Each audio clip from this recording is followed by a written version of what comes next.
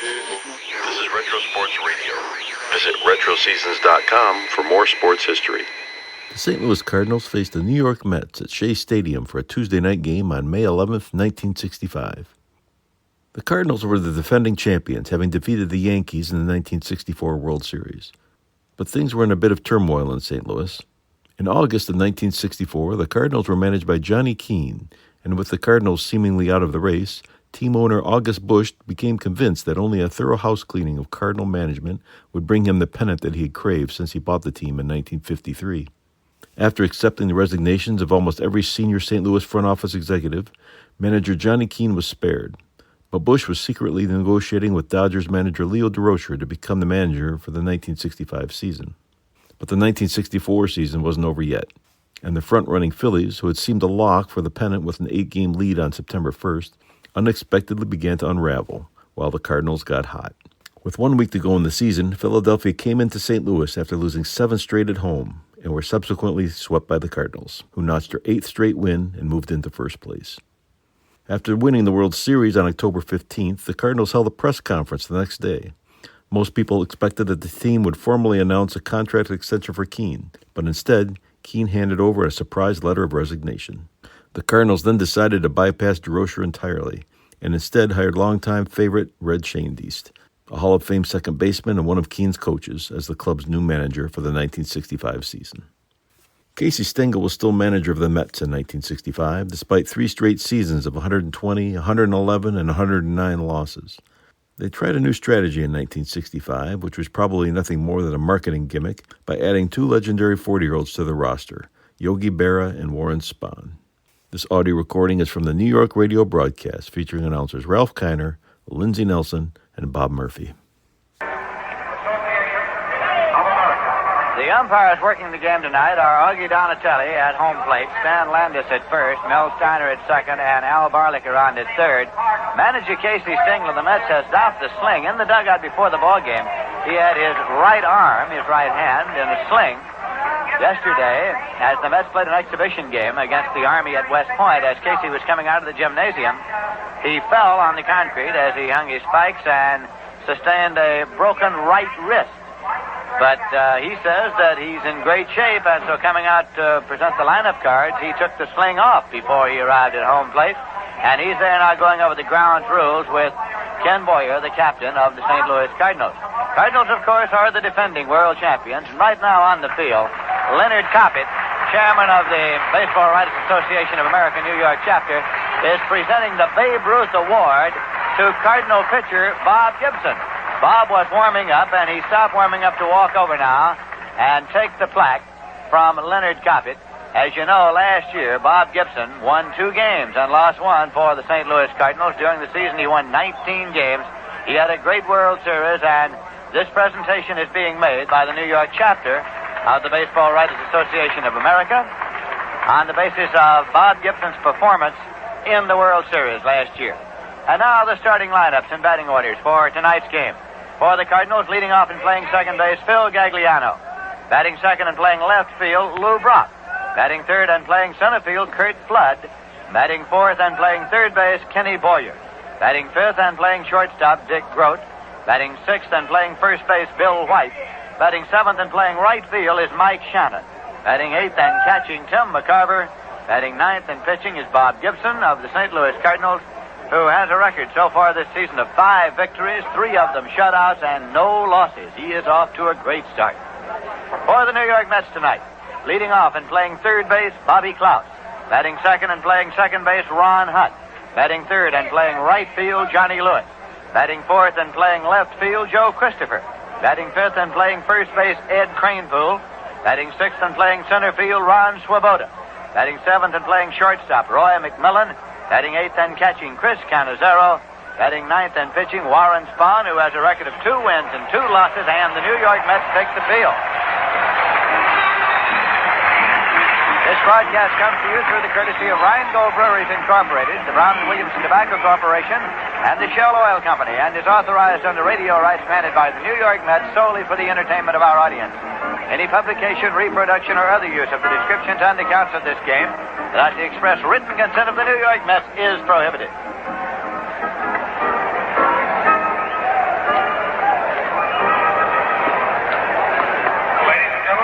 Spahn has arrived at the mound, and now, ladies and gentlemen, at Shea Stadium in New York, our national anthem.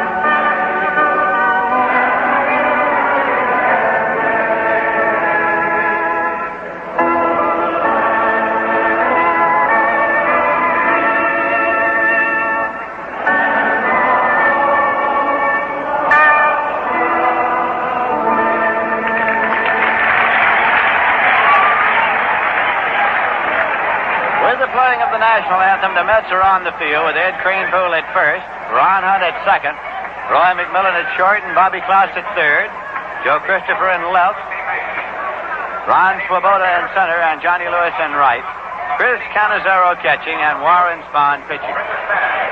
As you know, by midnight Pacific Coast time, 3 a.m. New York time, ball clubs must cut down to 25 players.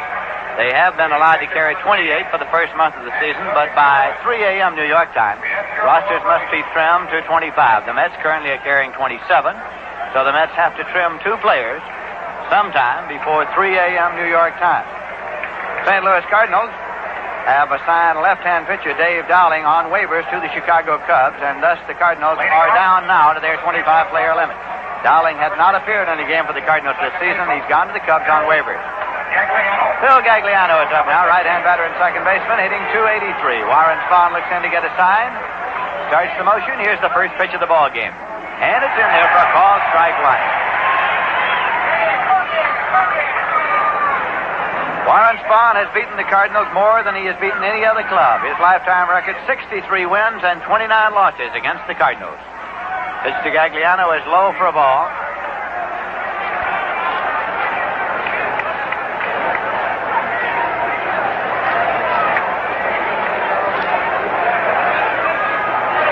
Spahn again works the pitch.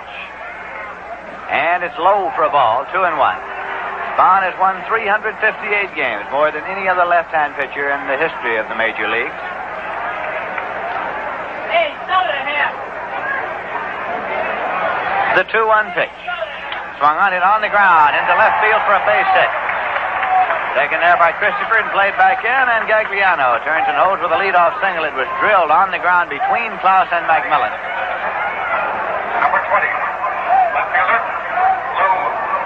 Lou Brock is coming up now with an early season batting average of .303, 2 home runs and 11 runs batted in. He hit .315 last year with the Cubs and the Cardinals. He was one of the big reasons that the St. Louis Cardinals made their way to the top of the heap in the National League, and then won the World Series in competition with the New York Yankees. Spahn checks. Kranepool holds against the runner at first, and here's the pitch. It is bunted down the third base line, taken by Klaus. He guns it across to first in time.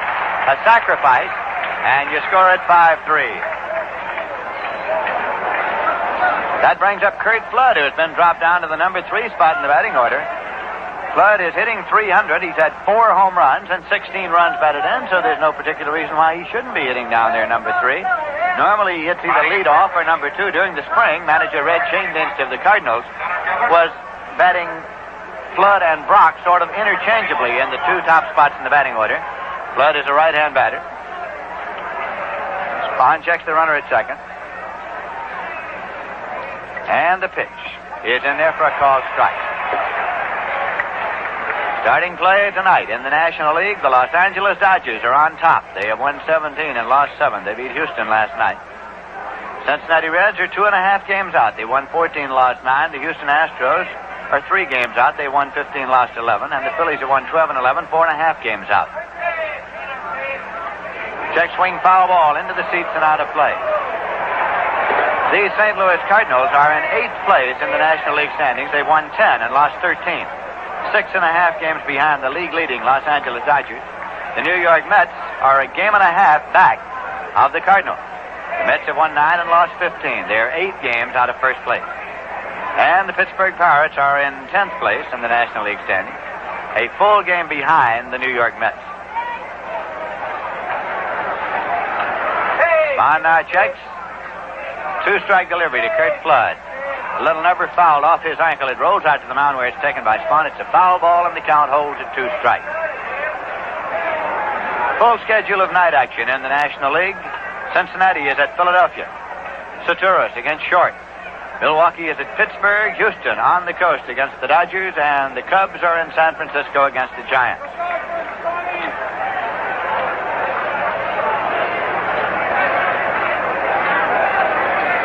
Right here, 1 man out and a runner at second. No score, top half of the first inning. Spahn's pitch, low and away for a ball. 1-2 to Flood.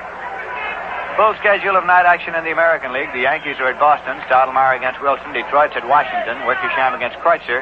Cleveland's at Baltimore. Cherry against Barber. Los Angeles at Minnesota. Kansas City and Chicago not scheduled. 1-2 pitch. Let up and it goes high. 2-2. Change of speed by Warren Spahn, 44-year-old pitcher and pitching coach of the New York Mets. On the coaching lines for the Cardinals, Joe Schultz is at third base, and Mickey Vernon is on the lines at first. Here now is a 2-2 delivery, and it's high, so the count goes full to Curt Flood, with Ken Boyer waiting on deck.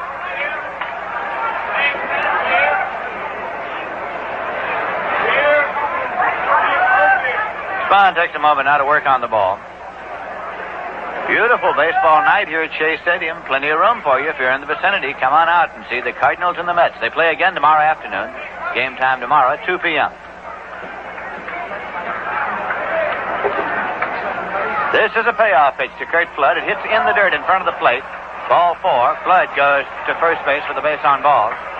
As Warren Spahn was pulling down on that one, and the ball hit in the dirt in front of the plate and was blocked by Cannizzaro, with Gagliano holding at second base.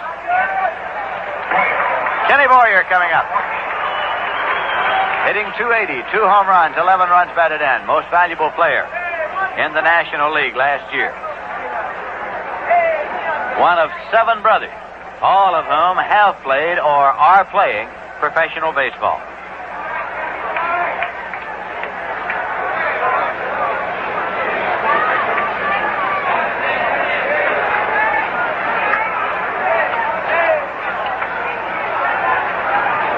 Up and set. And the pitch. Low for a ball. Taken on a short hop by Chris Cannizzaro. Waiting on deck now is Dick Grote.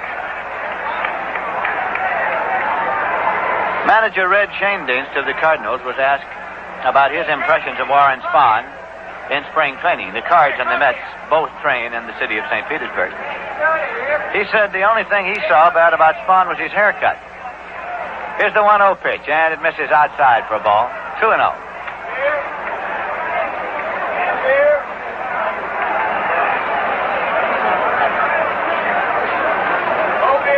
Mets and the Cardinals see a lot of each other during spring training. They play 5 exhibition games, and each team plays its exhibition games at Al Lang Field in St. Petersburg. Here's the 2-0 pitch, and it's in for a called strike. 2-1 to Ken Boyer, who doubts the call of umpire Augie Donatelli.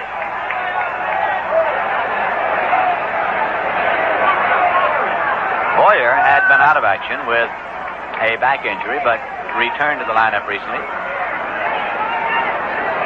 Bill White also had been out, but White's back in the lineup.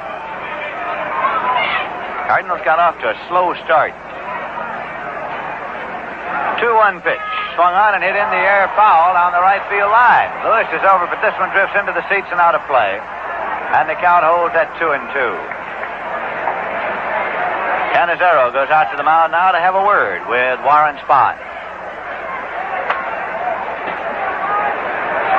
The Mets opening up this series with the Cardinals after having taken a series from the Milwaukee Braves. The Mets won 2 of the 3 games with the Braves. Mets, of course, had split a series, a 2-game series, with the Philadelphia Phillies. So they're 3-2 on the homestand right now. 2-2 pitch. Swung on and missed. He struck him out. Spahn strikes out Ken Boyer. Gagliano holds at second, Flood at first, 2 away, and Dick Grote is coming up. Grote is hitting .231. He has 8 runs batted in. 1960, when the Pittsburgh Pirates won the National League pennant, Dick Grote was the most valuable player in the National League, and he led the league in batting.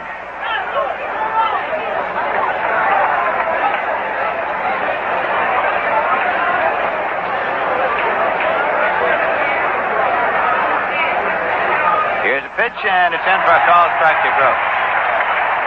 Grote came to the Cardinals from the Pittsburgh Pirates in exchange for pitcher Don Cardwell and infielder Julio Gotay.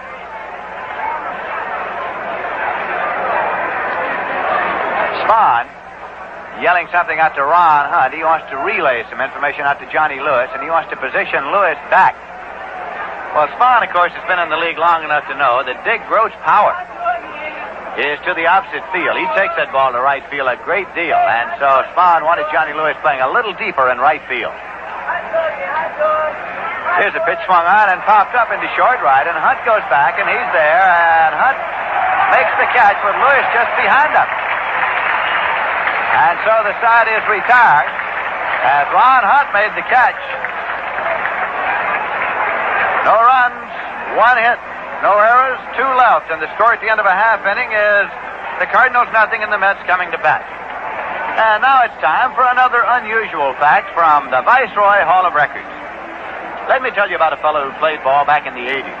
His name was Old Hoss Radford, and in a single season he played first base, second, third, shortstop, and the outfield.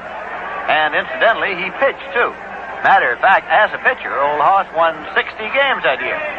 And now here's the story of another winner, Viceroy. Viceroy's got the filter for the taste that's right. If you're a filter smoker and you try smoking all 7 leading brands, you'll find some taste too strong, as if they didn't even have a filter. And some other brands taste too light. They never seem to satisfy your taste. But you take Viceroy now. Viceroy is not too strong and not too light. Viceroy's got the taste that's right. Right, singers? Viceroy's got the taste that's right. Not too strong and not too light. The taste that's right. We're going to the bottom half of the first inning. Klaus. Bobby Klaus is coming up to lead off for the New York Mets. The Cardinals are on the field with Bill White at first, Phil Gagliano at second, Dick Grote at shortstop, and Ken Boyer at third. Lou Brock is in left field, Kurt Flood is in center, and Mike Shannon is in right. Tim McCarver is the catcher. Bob Gibson, with a record of 5 victories, no losses, 3 of them shutouts. He finished strong last year. He won 19 games for the Cardinals. He won the 19th on the last day of the season when he was the winner in relief over the New York Mets. Pitch is in there for a called strike. His last loss of last season was on the last Friday night when the Mets beat him 1-0. Al Jackson was the winning pitcher. Again, Gibson with the pitch. Swung on and missed it, strike 2. Klaus is hitting .158. He has 1 game-winning home run and 4 runs batted in.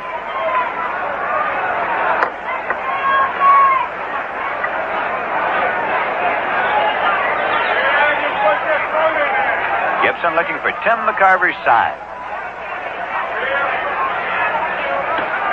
Pitch is high and away for a ball. 1-2. Tim McCarver had quite a World Series himself. He hit .478, was the leading batter in the World Series. Here's a 1-2 pitch. Swung on and landed to center for a base hit for Bobby Klaus. Charged by Kurt Flood, plays it back in, and Klaus has a leadoff single into center field. That brings up Ron Hunt. Ron is hitting .281. He has had 2 doubles and 1 run batted in.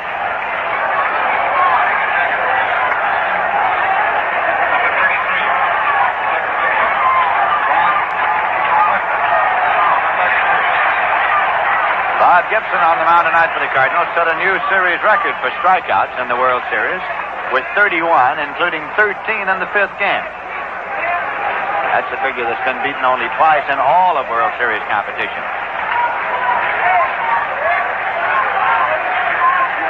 Off the stretch, Gibson's pitch to Hunt is high for a ball. Gibson struck out 245 last season during the regular season, second only in the National League to Pittsburgh's Bob Veal. It was a Cardinal record.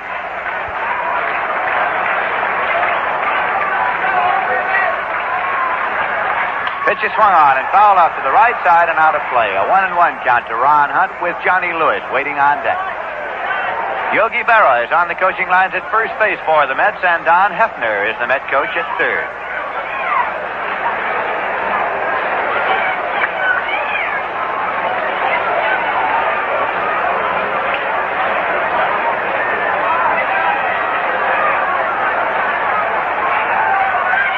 Pitch swung on it on the ground is short. Could be a double play. Grote across to Gagliano for one to throw to first to double play. It goes 6-4-3 if you're scoring. Two away, nobody on base, and Johnny Lewis coming up. Enjoy the game with a Viceroy. Viceroy's got the filter for the taste that's right. Johnny Lewis, who came to the Mets from the St. Louis Cardinals, is hitting .260, 1 home run and 8 runs batted in at this time last year. Johnny Lewis was the regular right fielder for the Cardinals. Swings and hits a ground ball to second. Gagliano takes it, plays on to White, and the side is out. No runs, 1 hit, no errors, none left, and the score at the end of a full inning is the Cardinals nothing and the Mets nothing. Cardinals will be here tomorrow afternoon. Thursday is an off day. And then the Mets are here Friday night against the Cincinnati Reds, Saturday afternoon against the Reds, and a big Sunday doubleheader against the Cincinnati Reds to close out the current homestand. Tickets are now on sale for any or all of those games, as well as all home games to be played by the Mets here at Shea Stadium this season. The advanced ticket window at Shea Stadium is open 7 days a week. It's open weekdays from 8 to 6 and weekends from 9 to 5. The Met ticket office at Pennsylvania Station is located in the Long Island Railroad waiting room, and it's open weekdays from 8 to 6 and Saturdays 8:30 to 4. There is a Met ticket office at the Grand Central Terminal at the foot of the 42nd Street and Vanderbilt Avenue ramp. Open weekdays 8 to 6 and Saturdays 8:30 to 4. For Long Islanders, there is a Met ticket office at Macy's in Huntington. It's in the Walt Whitman Shopping Center, and it's open during the regular store hours. Reservations can be made for box and reserve seats at any of the Howard Clothes stores in the greater New York area.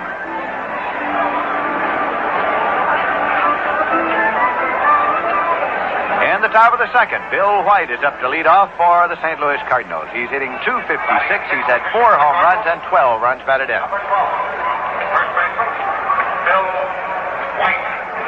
Number 12.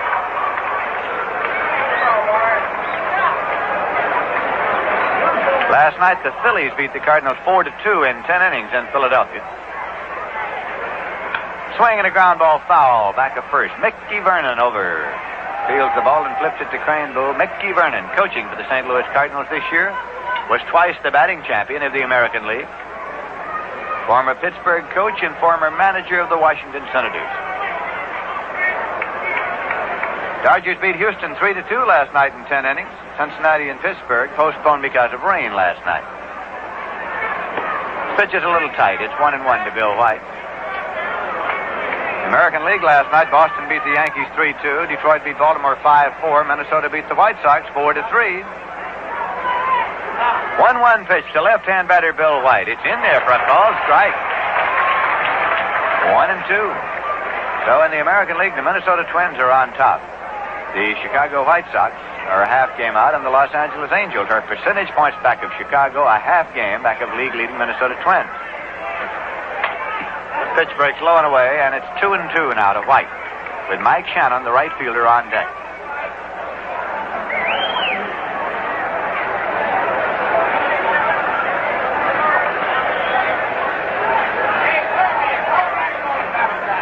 Here's a 2-2 delivery. Swung on, and his second strikeout for Spahn.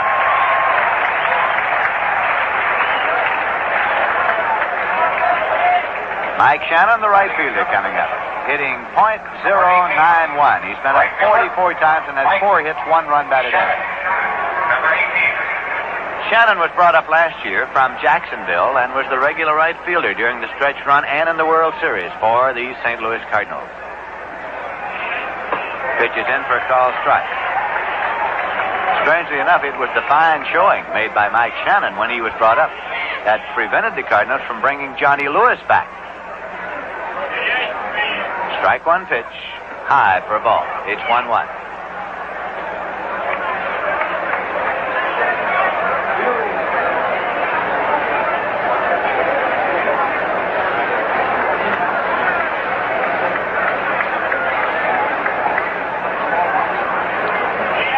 Here's a 1-1 delivery, and it's low for a ball. Seated in the Cardinal club box just to the home plate side of the Cardinal dugout is Vice President Stan Musial, Cardinal Vice President Stan Musial. And General Manager Bob Howsam of the Cardinals is there also. Here's a 2-1 pitch, and it's low for a ball. Stan Musial, Bob Howsam, and manager Red Schoendienst helped raise a duplicate of the Cardinals World Championship flag over the Missouri Pavilion at the World's Fair today.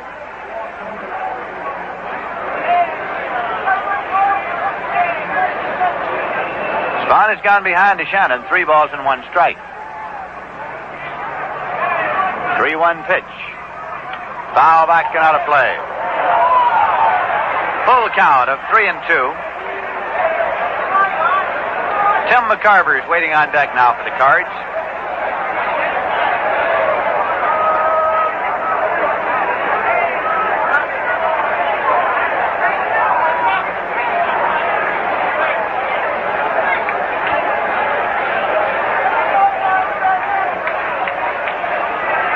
This is a payoff pitch.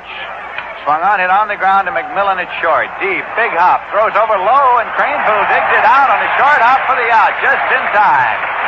Played nicely on the pickup by Cranepool at first base, 2 away. And Tim McCarver is the batter, hitting .264 with 1 home run and 4 runs batted in. McCarver, number 15.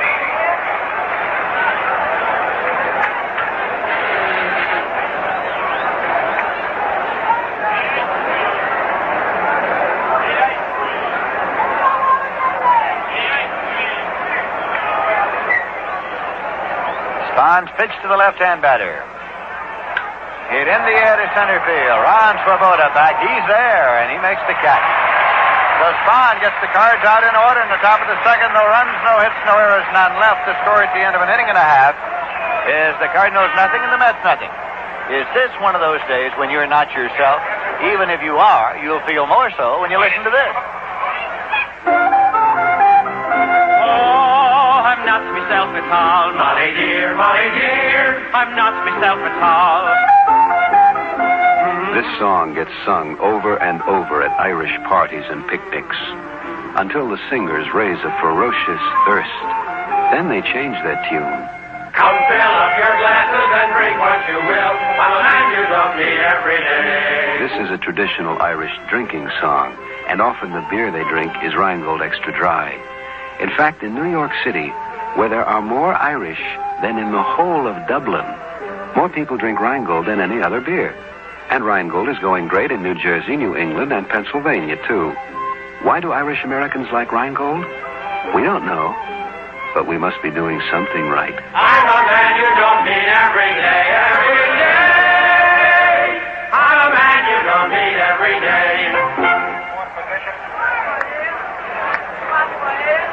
Going now to the bottom half of the second inning, and Joe Christopher is up to lead off for the New York Mets. Joe is batting cleanup tonight in manager Casey Stengel's batting order.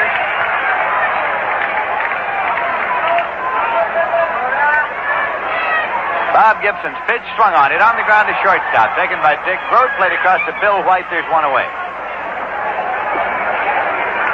And that will bring on Ed Cranepool, the first baseman.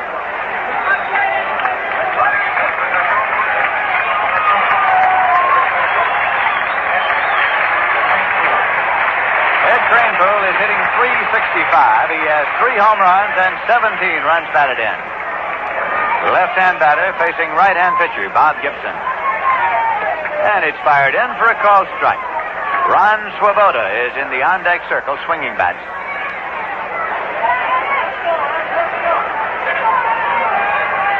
This pitch is low, hits in the dirt, dug out by McCarver. It's 1-1.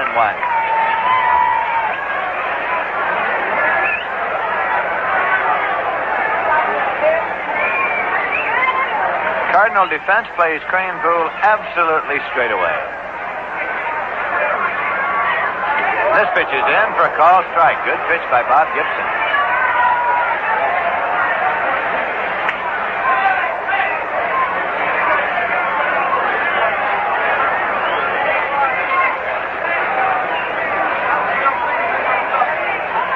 There's a swing and a foul ball backing out of play. Last year, Gibson won 4, lost 1 against the Mets. His lifetime record against the Mets is 7-2.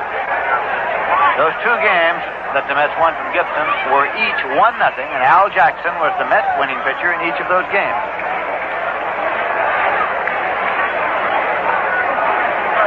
1-2 pitch to Cranepool. Foul back off the glove of McCarver. He did not hold it, so Cranepool is still alive.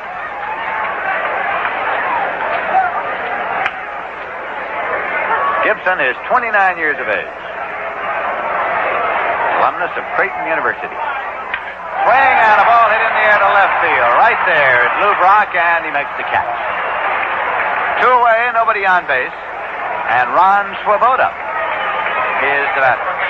Hitting .286 with 7 home runs and 14 runs batted in. He's caught on. Listen to the crowd reaction to the announcement of Swoboda.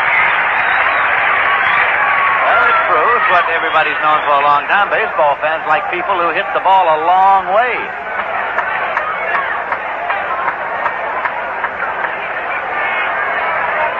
Here's the pitch in there for a called strike. Swoboda's a right-hand batter. It's in there for a called strike. Our Mr. Ralph Kiner has been given wide publicity as having said during his career, you grab that bat way down on the handle where the Cadillacs are. He didn't say that, really. Somebody else did. But he was credited to Ralph. Still is. Roy McMillan's waiting on deck. 2-strike delivery, and it's high for a ball. 1-2.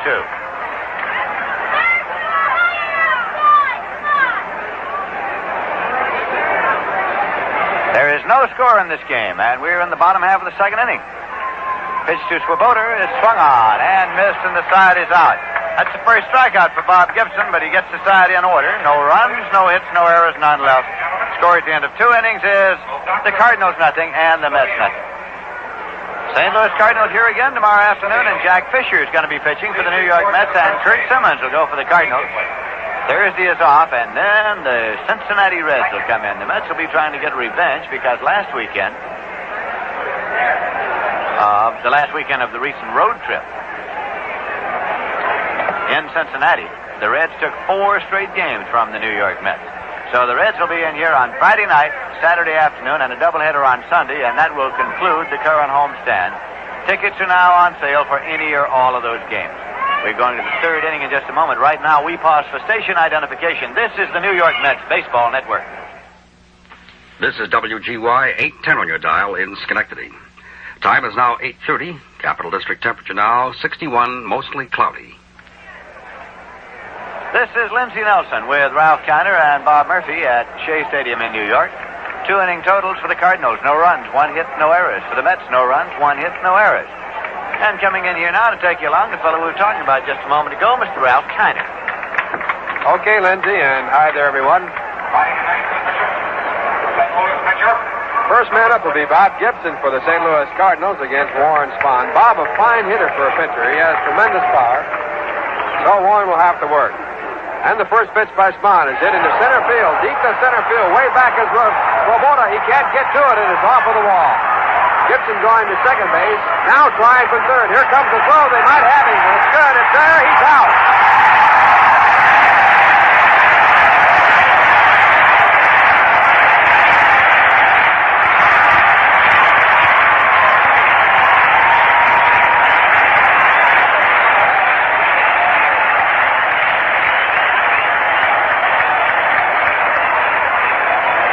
Bob Gibson with a long double off the center field wall. And when he tried to make it a 3-base hit, he was thrown out on a fine relay. Going from the center fielder, Ron Swoboda, to Roy McMillan, and then over to Bobby Klaus, who took a throw in the dirt to make a fine play there to complete the out at third base. And now with one away, the batter will be Phil Gagliano. And he takes low. It's ball one.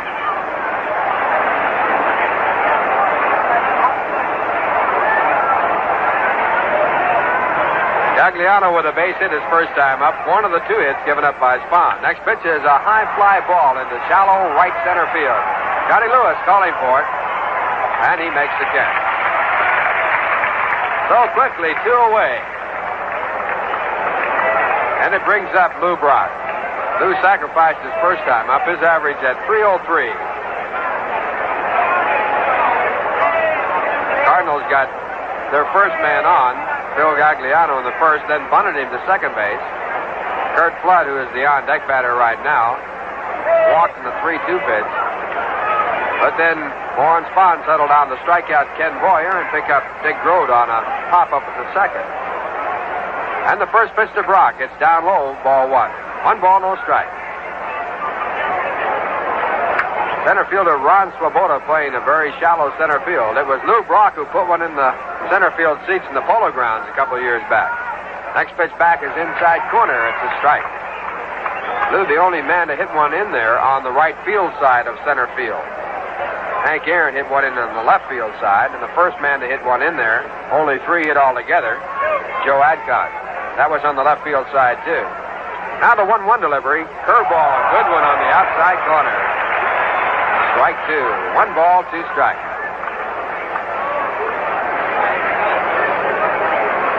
Brock with 2 home runs, 11 runs batted in. The club leader is Bill White with 4 home runs. 1 ball, 2 strikes. Warren Spahn pitching to Lou Brock. 2 men away. We're in the top of the third, no score. And Spahn sidearms. The pitch is popped up foul, out of play. Chris Cannizzaro coming back and watching the ball go into the stand. Well, the Mets have 4 catchers on their roster. Chris Cannizzaro, Hawk Taylor, Jesse Gonder, and Yogi Berra. And today is that day that all ball players dread. It's cut-down day, midnight tonight. Mets will have to take 2 players off their roster. Mets have 12 pitchers. They might cut there, too. Most clubs going with 10. Pitch back is hit slowly down to second. Ron Hunt charging in quickly over to first base to retire the side. No runs, 1 hit, no errors, no one left on base, and the score. At the end of 2 1/2, the Cardinals nothing, the Mets nothing. And it's time now for another unusual fact from the Viceroy Hall of Records. You know, it's a rare pitcher who wins over 200 games in his big league career. But the great Cy Young made the record books with 291 wins in the National League, and get this, he had another 220 wins in the American League. Cy was the winningest pitcher in baseball history. And if you want to get the filter cigarette with the winningest taste of them all, it's Viceroy. When you try Viceroy, you just gotta like them. You see, Viceroy is specifically designed to taste the way you'd like a filter cigarette to taste. Not too strong like some brands that taste as if they didn't have a filter, and not too light like some others. They just don't seem to satisfy your taste. But when you light up a Viceroy, you get the filter cigarette that's not too strong, not too light. Viceroy's got the filter for the taste that's right. Viceroy's got the taste that's right. Not too strong and not too light. The taste that's right. Roy McMillan, the first man up for the Mets here in the third. He looks at the first pitch, a curveball from Bob Gibson. It's in there for a called strike. Roy batting for the first time, batting 182, a right-hand batter. Gibson now into the windup and back again. And again a curve for strike 2. Gibson has given up 1 hit. A leadoff single to Bobby Klaus in the first. He has struck out 1. Walked none. So far has pitched to 6 batters through 2 innings. Double play racing the base hit by Bobby Klaus.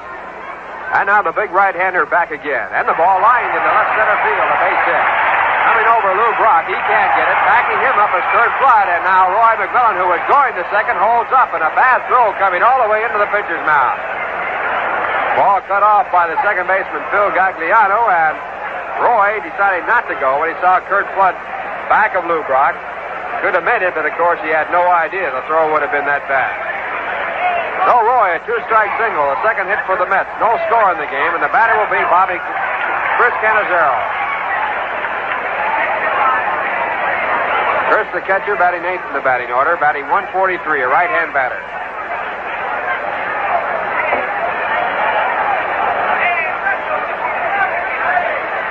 And the first pitch to Cannizzaro, swung on and missed, strike one, a fastball about leather high.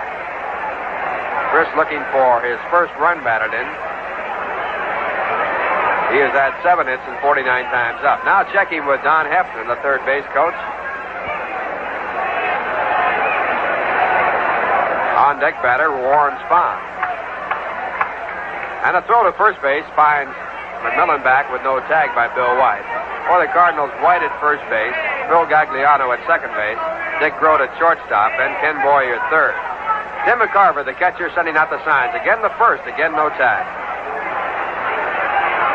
Gibson trying to hold McMillan close at first base in case of a hit and run. No score, no one out. We're in the bottom half of the third. Now the pitch. It is taken in there for a called strike. Squaring around his loaded bunt, Chris Cannizzaro. So the count now at 0-2. 0-2.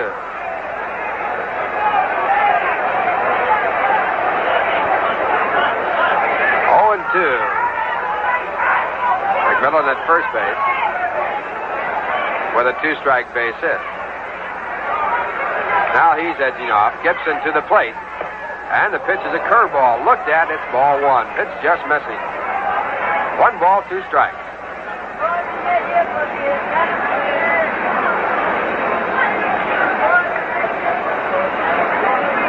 Bob Gibson, who likes to work fast, now taking just a little bit more time. And now to the plate. And he misses high with a fastball. Count evens at 2 balls and 2 strikes. Wind is blowing in from center field. And the center fielder, Kurt Flood, who normally plays a very shallow center field, extremely shallow against Chris Cannizzaro. Right fielder Mike Shannon, also shallow. Left fielder Lou Brock, fairly deep in left. Now 2-2, a curveball is outside. It's ball 3. Full count now, and Chris checking with Hefner as to whether or not the runner will be going on the pitch. A little bit difficult to send a runner on Gibson because he strikes out many in the ball game.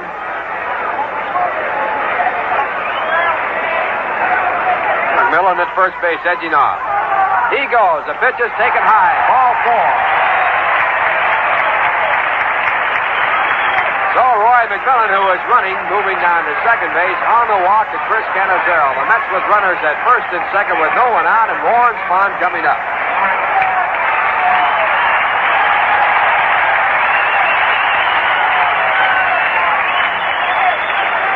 Warren batting 154, 2 hits and 13 times up. One of the hits a 2-base hit. Ken Boyer, the third baseman, already in, looking for the bunt, as is Bill White. No score in the game. Spahn squares around, bunts out toward the mound. Gibson quickly off, does not go to either second or third, goes to first base. So a good break for the Mets. Gibson, who was confused on the play, and could have gone to third base if the bunt was that type of bunt, turned around, looked at second base, there was no one there, and he had to go to first. So the Mets move up their runners. They have them at second and third with 1 out. And on the play, it went 1-4.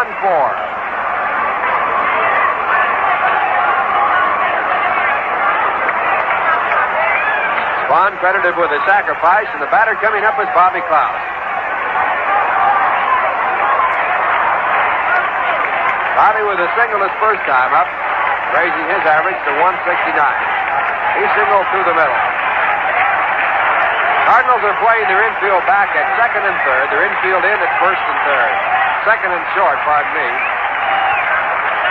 And the first pitch to Klaus is off the handle, foul.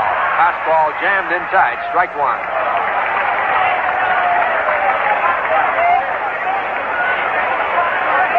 Cardinals, no runs, 2 hits. The Mets, no runs and 2 hits. But the Mets with runners at second and third with 1 out here in the bottom half of the third.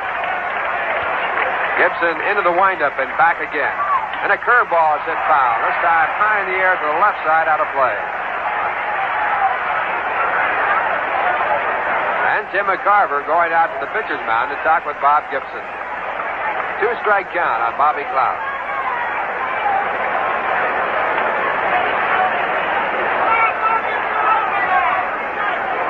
Tim McCarver, after the conversation, coming back to home plate. Home plate umpire in this game tonight, Augie Donatelli. A new crew in here, headed by Al Barlick at third base. Stan Landis at first base, Mel Steiner at second. A curveball checked on in time. Breaking pitch, Bobby was starting to swing and held off just in time. Count now at 1 ball and 2 strikes.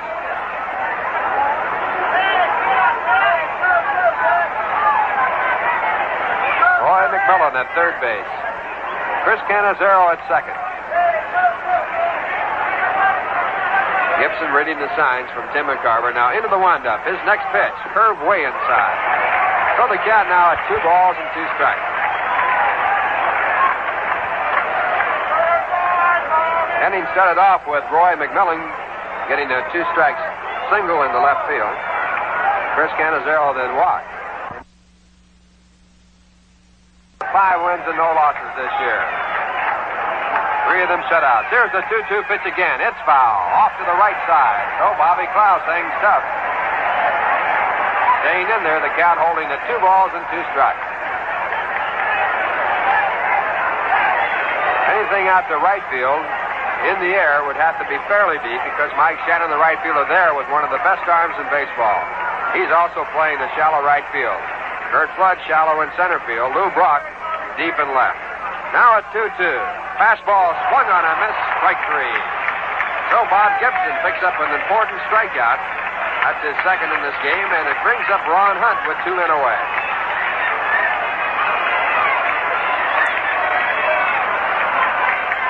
Ron hit into a double play his first time up. He's batting at .273, a right-hand batter with no home runs and 1 run batted in.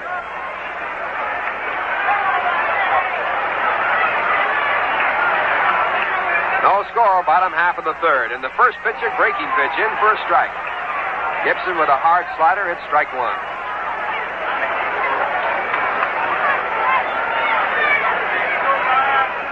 Infield deep all the way around, except at third. Boyer protecting against a bunt. Next pitch back inside, a fastball this time. 1 ball, 1 strike.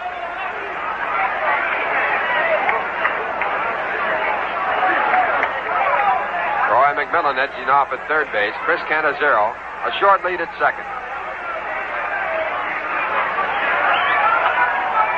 Gibson taking the signs from Tim McCarver, and now taking a little too much time, and Ron Hunt calls time to straighten out the batter's box. Time back in. And now the 1-1 delivery. Fastball hit down the short. Dick Grote has it. Goes over to first base for the out to retire the side. In the inning, the Mets leave 2 on a base hit and a walk. There were no errors, and the score at the end of 3. The Mets nothing, the Cardinals nothing. Say, are you one of those people who go to a German-American picnic and can't sing because you don't know the words? Then listen.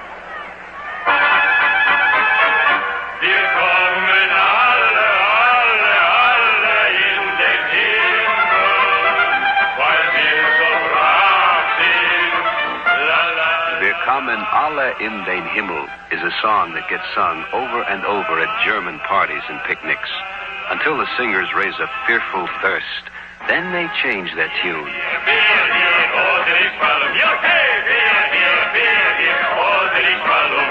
Beer here is the traditional German call for beer, and often it's Rheingold Extra Dry they call for. In fact, in New York City, where there are more Germans than in all of Heidelberg, more people drink Rheingold than any other beer. And Rheingold is going great in New Jersey, New England, and Pennsylvania, too. Why do German Americans like Rheingold? We don't know. But we must be doing something right.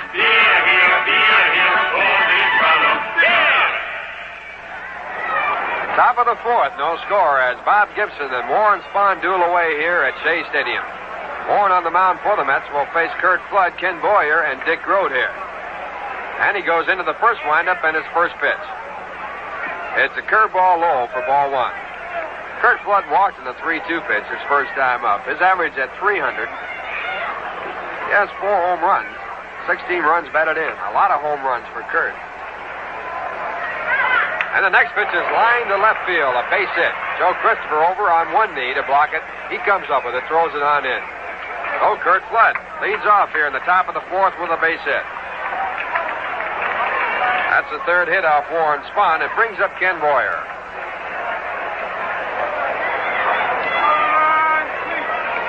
Ken struck out on the screwball his first time up.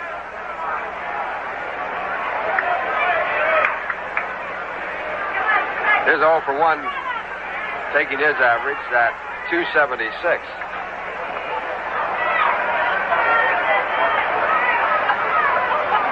Right-hand batter, most valuable player. The runner goes, and the pitch fouled off. Strike one. Hit and run play put on by the Cardinals, but Spahn picks up a strike.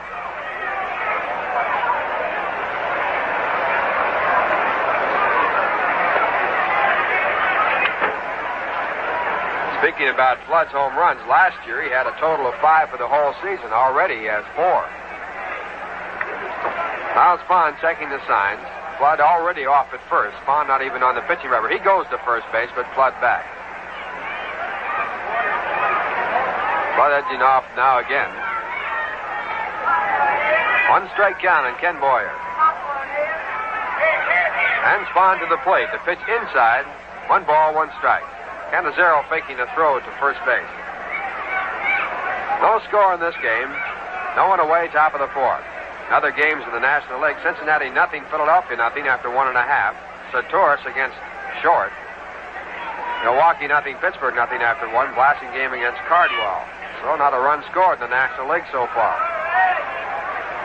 1-1 delivery, a pitch out. Floyd draws the throw at first base, but he gets back in time.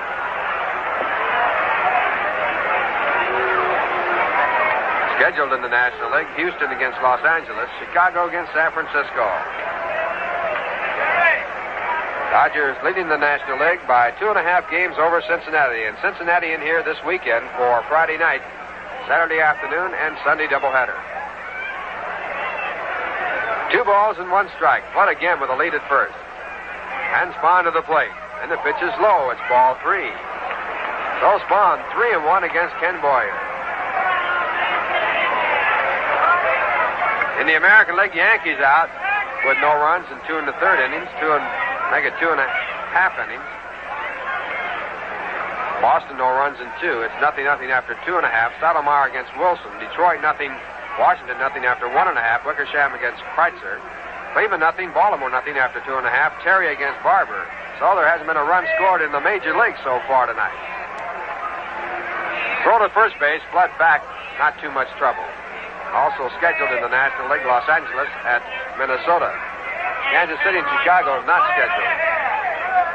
3 balls, 1 strike. Flood with a big lead. He draws another throw. It's fairly close, but he's back in time. Flood takes about as big a lead as you can take. Now he has shortened up. And Spahn steps off the pitching rubber.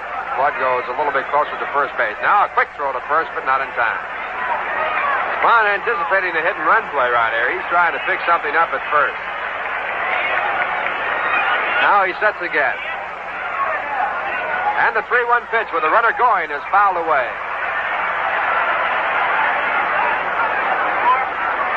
Ball going out of play on the first base side. The count goes up to 3 balls and 2 strikes, and Flood goes back to first.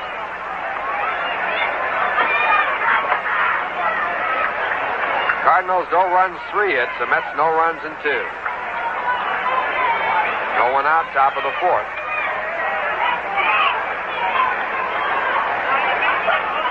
On deck batter, Dick Grote.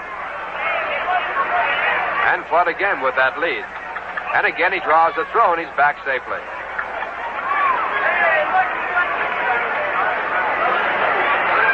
Three balls, 2 strikes. Spahn sets again. And the pitch with the runner going is in the center field, shallow center. Ron Swoboda moving in, calling for it, and he makes the catch.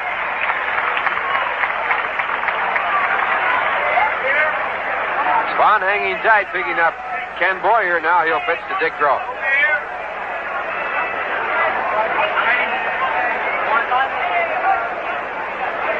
Flood back to first base after the catch. And right here again, a hit and run man. Dick Gross. Dick batting .228. He's off to a very slow start. Shortstop Roy McMillan has shortened up in his position.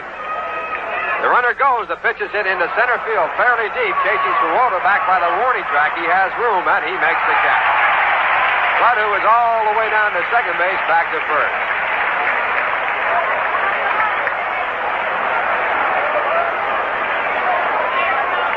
Two away now, and it brings up Bill White. Bill was curved out his first time up. Batting at .253 with 4 home runs and 12 runs batted in.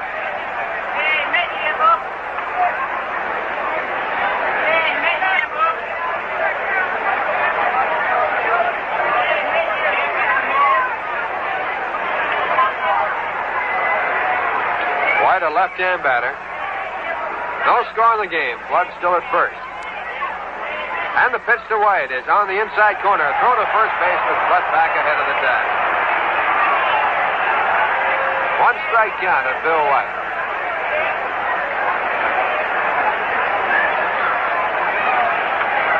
Mets are determined to work around on Kurt Flood at first base. Again, he leads off. And Spahn steps off the pitching rubber. That moves him back just a little. Spahn sets again. And the 1 strike delivery is too low. A breaking pitch below the knees. 1 ball and 1 strike.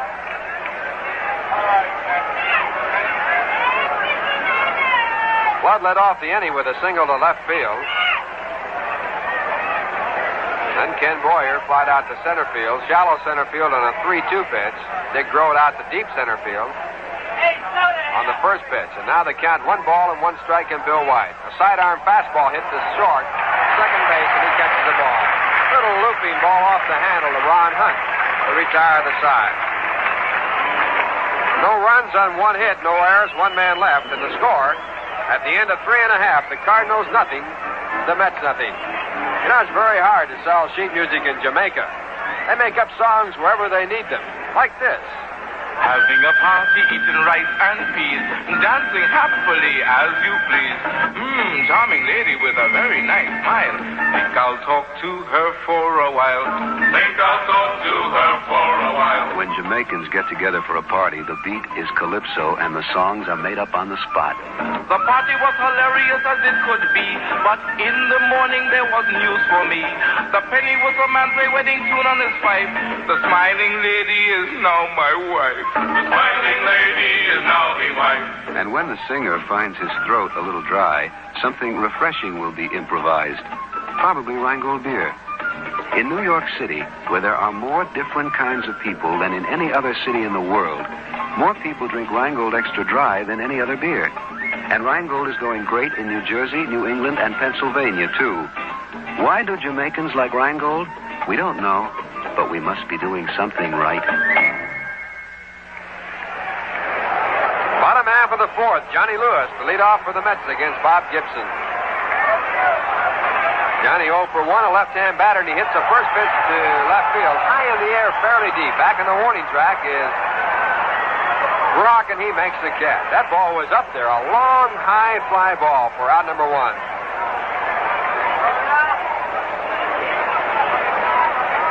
One pitch and 1 away, and Joe Christopher comes in.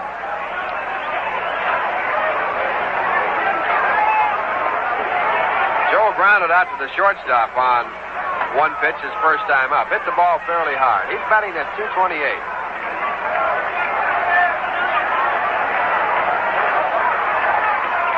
And the first pitch is taken, ball 1. Christopher moving out to decoy a bunt on Ken Boyer, who's playing a fairly shallow third base.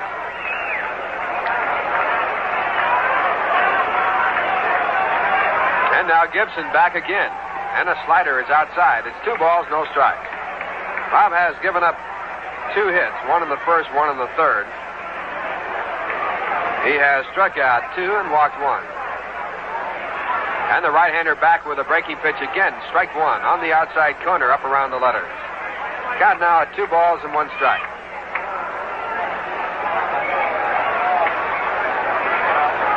And the 2-1 delivery. Fastball foul down in the dirt. Count moves to 2 balls and 2 strikes.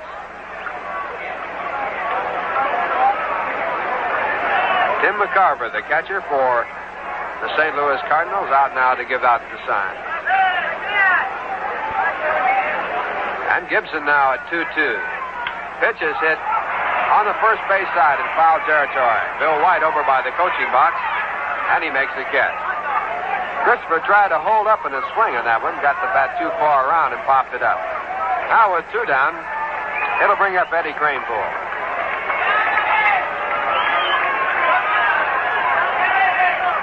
Ed batting .360. He leads the club in runs batted in with 17. He has 3 home runs. Cardinals nothing, the Mets nothing.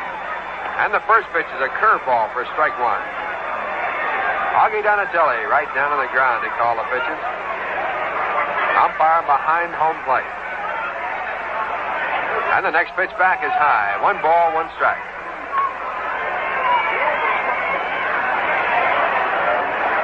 Pictures of the old-time umpires, you see them standing up almost at attention. Now, of course, National League umpires as low as they can get. A let up is in the dirt. It's ball 2. 2 balls and 1 strike.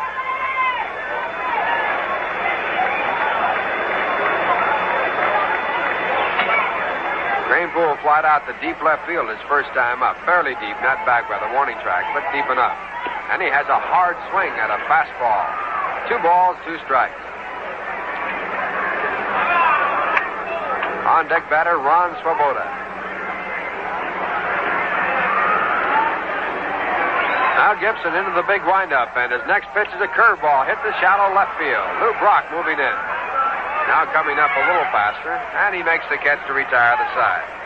1-2-3 for Bob Gibson, and the score at the end of 4, the Cardinals nothing, the Mets nothing. And once again, here's Lindsay. All right, Ralph, the brand new 1965 Mets yearbook is all ready for the baseball fans. It has all the up-to-date facts and figures on the Mets and 258 action photographs. If you follow the Mets by radio, television, or in person here at the ballpark, you'll find the yearbook to be a handy reference volume because it contains the lifetime records of all the Mets, including the first-year men, and they're in some detail. As a special extra, there's a full squad picture on the back cover suitable for framing. And there is a special section on Mets Yogi Berra and Warren Spahn and plenty of pictures of them. So to get the new 1965 Mets yearbook, send 50 cents to Met Yearbook, Shea Stadium, Flushing, New York. Repeating, the address is Met Yearbook, Shea Stadium, Flushing, New York. We're going to the 5th. Before we do, we pause for station identification. This is the New York Mets Baseball Network. And this is WGY Schenectady 810 on your dial, where you hear all the games of the New York Mets. Time is now 9 o'clock, and at 61 degrees, mostly cloudy.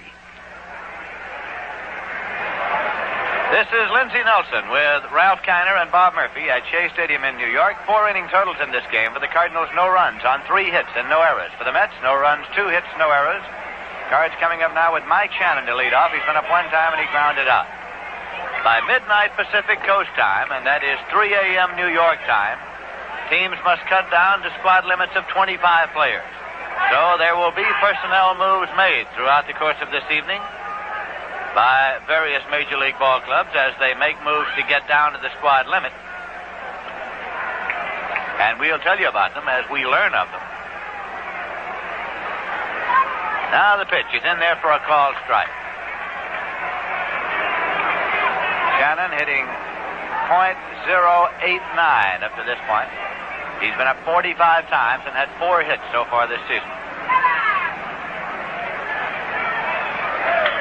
Here's a swing and a drive to deep left center, but Ron Swoboda is over there near the edge of the winding track. He's called and he makes the catch. There's 1 away.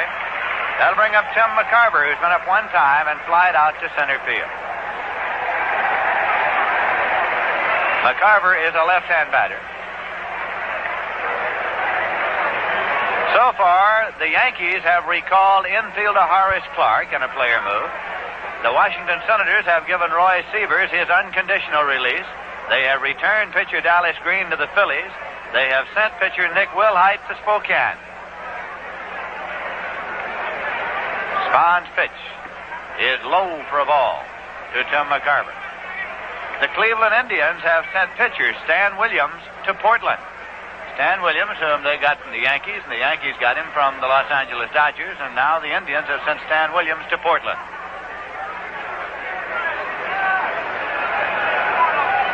pitch is in for a called strike. Already the Cardinals are down to their 25-player limit, and they got down to the 25-player limit by sending left-hand pitcher Dave Dowling on waivers to the Chicago Cubs. The New York Mets are carrying 27 players at this time, so they must cut down to 25. Here is the 1-1 pitch. Swung on and lined into right field for a base hit. Johnny Lewis over, cuts it off, up with it, and holds McCarver to a single to right. That brings up pitcher Bob Gibson. This man can swing a good bat, as he proved when he came up in the third inning and doubled into the warning track and off the wall in center, and then was thrown out trying to stretch it into a triple. He is a fine all-round athlete, a former basketball star at Creighton University, one-time member of the Harlem Globetrotters, professional basketball team.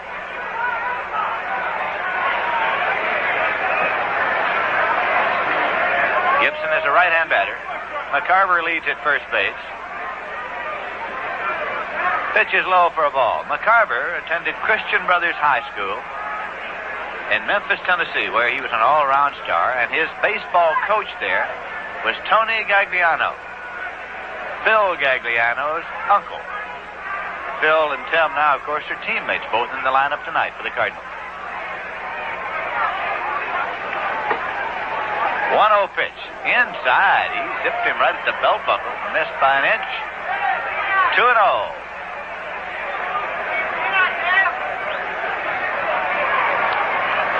Gibson turns to look down to Coach Joe Schultz, who runs through the signs for him at third base.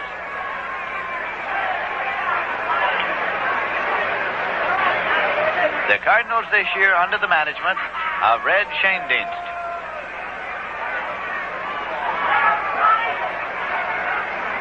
Now Spahn with the 2-0 delivery. Swung on and lined into right. It's a base hit. Johnny Lewis in and up with it and fires in. It's taken by McMillan as it went over the head of Ron Hunt. But holding at second is McCarver. And Gibson's on with his second hit of the night. Back-to-back base hits off Spahn with one away. And Phil Gagliano coming up now. He's 1 for 2.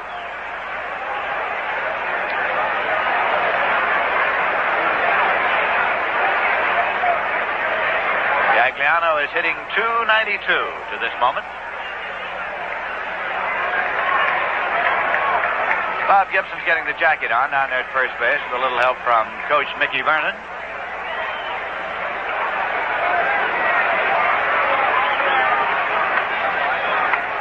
No score in this ball game, and we're in the top half of the fifth inning. Same two teams play here again tomorrow afternoon, and game time is 2 p.m. Spahn is up and set now as Cardinal runners lead at first and second. Pitch to the right-hand batter, and it misses outside for a ball. As Ralph Kiner was noting, umpire Augie Donatelli gets down on that right knee, right down on the ground on each pitch. He's right down there in the dirt.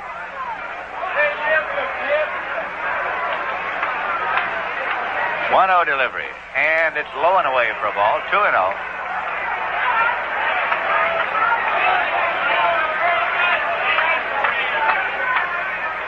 Stan Landis is the umpire at first. Mel Steiner is the umpire at second, and Al Barlick is the umpire at third base. Al Barlick is the senior umpire in the National League.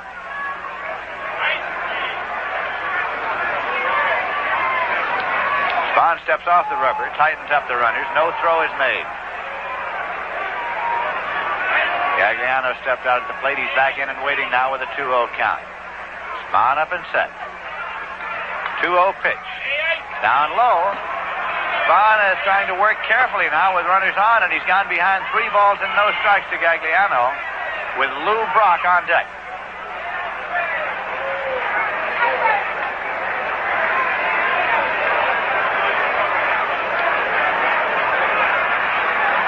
Tim McCarver, the runner at second. Bob Gibson, the runner at first. This is a 3-0 pitch. And he walked him on 4-pitch balls to load the bases with 1 man out. That is the second walk issued by Spahn. Brings up left-hand batter Lou Brock, who has sacrificed and grounded out second to first. Let's see how the Mets play the infield now. Hunt and McMillan looking into the dugout for instruction from manager Casey Stengel. It is a managerial decision. And at this moment, the Mets have the infield back at double play depth with Klaus at third, playing even with the edge of the grass on the left-hand batter. Cranefoo playing deep and behind the runner at first base. Here's the pitch swung on and hit on the ground towards second. It can't be a double play. And now, a collision between Hunt and Phil Gagliano, and Hunt is down with his head on the ground. A collision between Hunt and Gagliano, and the out call is made there. And Hunt is still down on the ground, and manager Red Chainless is coming out now. Coach Schultz is protesting to the umpire. Mel Steiner at second. It was a slow roller hit the second base, and Hunt came in to field the ball, and there was a collision between Hunt and runner Phil Gagliano. Of course, the base runner must allow the fielder the base path in fielding the ball, but the Cardinals are contending that Hunt made the contact after he got to the ball. However,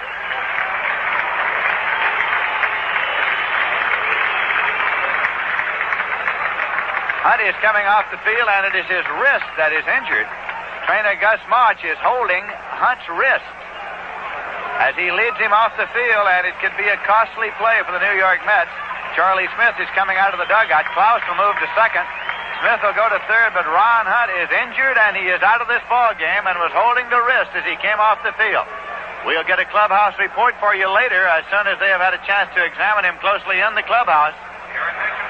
But Ron Hunt is not a man who comes out of a ball game if there's any possible way to stay in it. Klaus moves to second, and Charlie Smith goes in and plays third. Smith, number 1. Moving to second base, number 6. Bobby Klaus, number 6.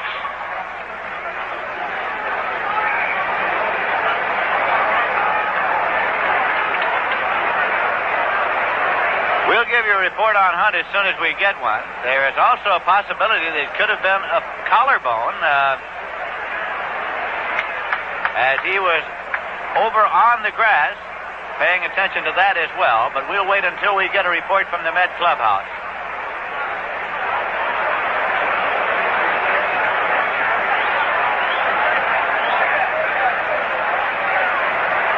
McCarver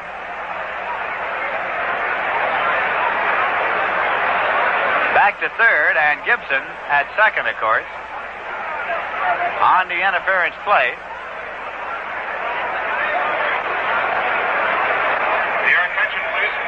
Kurt Flood is coming up.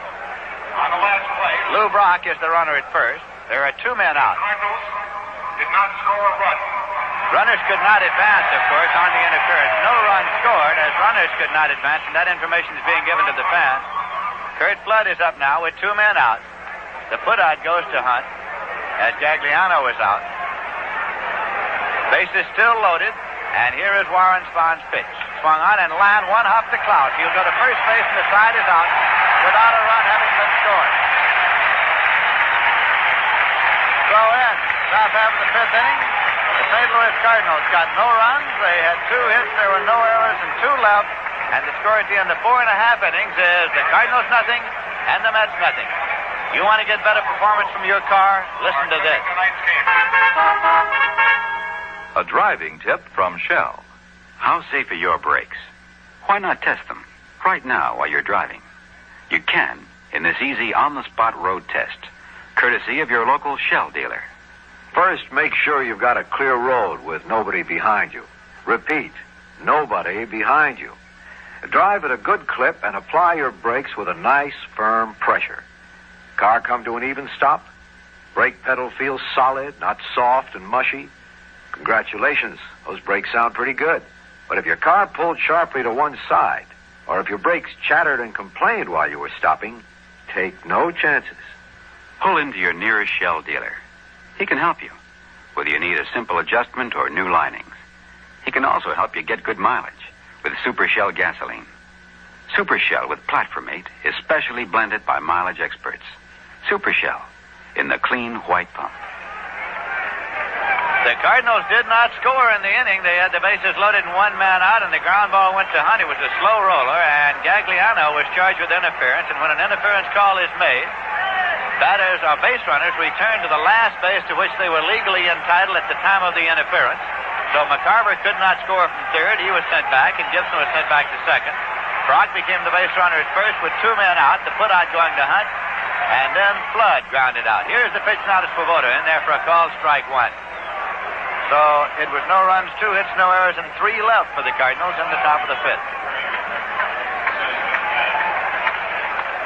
His pitch is in for a call, strike 2 to Ron Swoboda.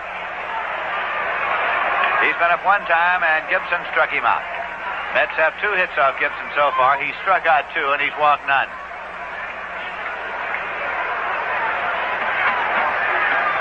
Swing and a miss. He jammed him, and he got that bat around quickly. So Swoboda's been struck out for the second time, and Roy McMillan's coming up. Join your union group at Shea Stadium for the AFL-CIO Salute to Labor doubleheader next Sunday, May 16th, when the Mets play the Cincinnati Reds. Call 989-4070 for ticket information. This announcement brought to you by Rheingold Breweries. Here's a swing and a drive down the left field line, a fair ball. Over to get it is Brock. McMillan turns and holds. The throw goes into second base, and McMillan has his second hit of the ball game. That is hit number 3 for the Mets off Gibson, and McMillan has 2 of them. Chris Cannizzaro is coming up.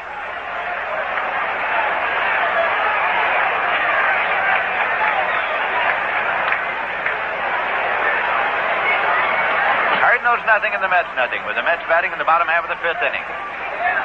Last Tuesday night, we had Jim Bunning going against Warren Spahn here at Shea Stadium. And tonight it's Bob Gibson against Warren Spahn. Top pitchers in the National League. Here's the pitch swung on and foul back out of play. Strike 1 to count.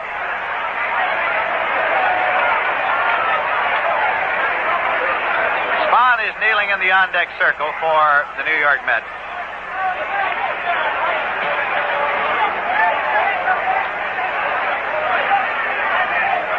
Again, Gibson sets, and the pitch is swung on and hit in the air to right center field. Racing over now is Shannon. He's there, and he makes the catch. McMillan halfway goes to first. The throw there, and he just got back in time. A close play at first as Shannon's throw, a strong throw, went to Bill White at first, and McMillan went sliding back in just in time to keep from being doubled. 2 away, and Spahn is coming up. And up one time and sacrificed. The Mets had runners at second and third with 1 man out in the bottom of the 3rd, but Klaus struck out and Hunt grounded out.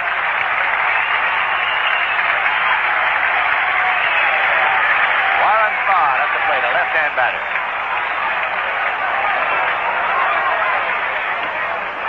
That's inside for a ball.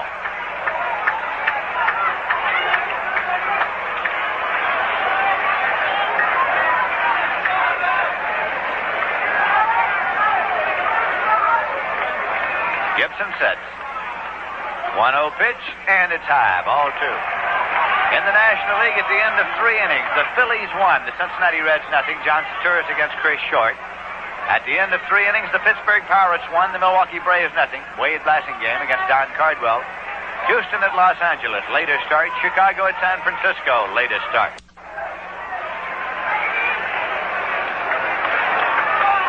McMillan leads. 2-0 pitch to Spahn. In there for a called strike.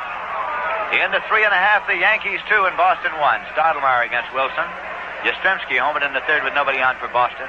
The end of 2 1/2, Washington 1, Detroit nothing. Wickersham against Kreutzer. Here's a 2-1 pitch. Swung on and missed. It's 2-2. The end of 4 1/2, Cleveland 2, Baltimore nothing. Ralph Terry against Steve Barber. Los Angeles at Minnesota, latest start. Kansas City and Chicago not scheduled. Right here, it is the Cardinals nothing, the Mets nothing. In the bottom half of the 5th inning. 2 men out, a runner at first. Pitch is swung on and line foul. Into the seats and out of play.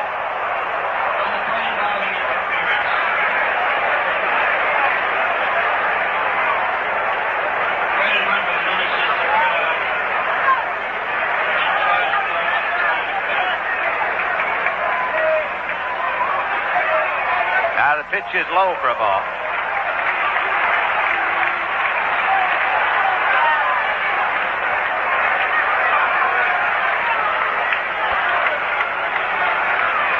Full count, so McMillan with 2 men out will be moving on the pitch. There he goes. Foul ball, back and out of play. If you're keeping a scorecard on the interference play of the last inning, give Hunt a putout, unassisted, on the interference play, and charge Lou Brock with a time at bat. He hit the ground ball.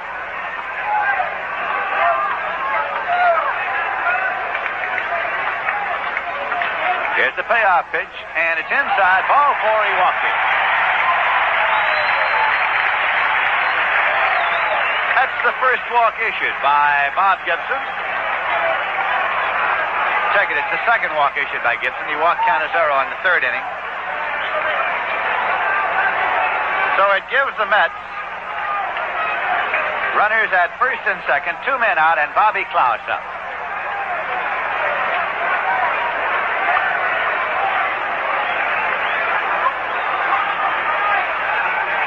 Pitch is a breaking ball in there. Pops out of the glove of McCarver. Strike 1.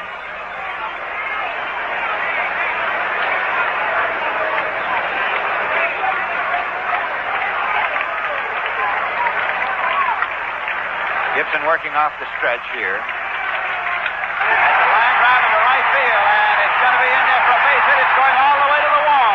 McMillan rounds 3rd. He's coming home. Spahn is rounding 3rd, and he is coming home. It'll be a close play. He is out as he slides at the plate. Spahn is out at the plate, but the Mets get 1 run. The relay went 9-4-2. As Bobby Klaus drilled that ball to deep right field, he gets a run batted in as McMillan did score. It is scored as a double for Bobby Klaus, and Spahn goes out 9-4-2. The relay coming from Shannon to Gagliano to McCarver, and it got there in plenty of time, but Spahn hits the dirt nonetheless. In the bottom half of the 5th inning, the Mets got 1 run on 2 hits. No errors and 1 left, and the score at the end of 5 full innings is the Mets 1 and the Cardinals nothing. Hey, do you remember the Mets' 23-inning marathon with the Giants? You recall last Father's Day and Jim Bunning's perfect game here? Remember the Mets' near upset of these punnet-bound St. Louis Cardinals the last week of last season? Well, if you're a Mets fan, or if you're just a baseball fan, you'll want to relive these exciting moments of Mets history and many more by getting the brand new Let's Go Mets record album. You'll hear the play-by-play highlights of our most memorable Mets broadcasts. The voices of Casey Stengel, Ron Hunt, Al Jackson, and other top Met performers right in your own home. And all you have to do to get your own copy of the Let's Go Mets record album is to send $3 to Mets Album, Shea Stadium, Flushing, New York. Make your check payable to the New York Mets. Again, that's Mets Album, Shea Stadium, Flushing, New York. The album is enclosed in a handsome full-color jacket, and it costs $3. That's Mets Album, Shea Stadium, Flushing, New York. 5-inning totals in the ball game for the Mets. 1 run on 4 hits and no errors. Cardinals, no runs, 5 hits, no errors.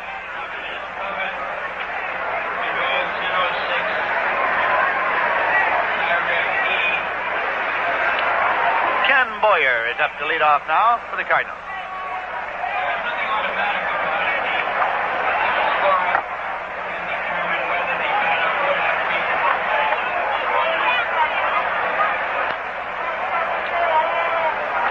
Warren Spahn on the mound.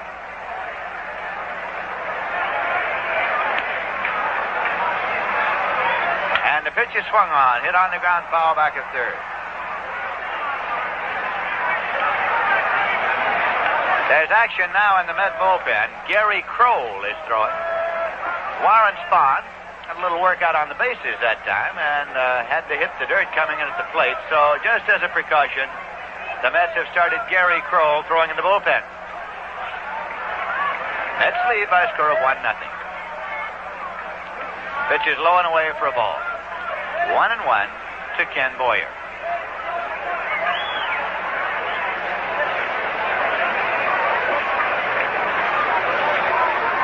1-1 delivery. Swung on and popped up foul. Out of play. Runs the count to 1 ball and 2 strikes. Dick Grote is waiting on deck for the Cardinals.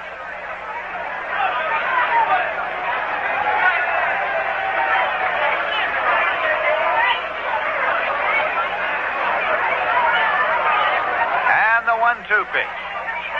Screwball breaks low and away. It's 2-2.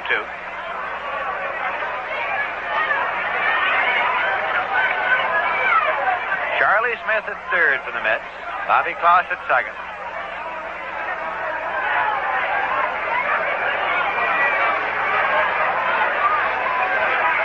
That pitch is inside low, and it's a full count of 3-2.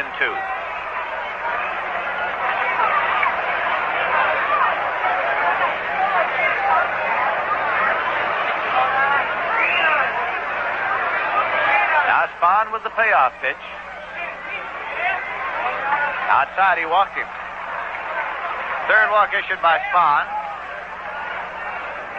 And it's a leadoff walk to Boyer and brings up Dick Grote. He has popped to second and flied to center.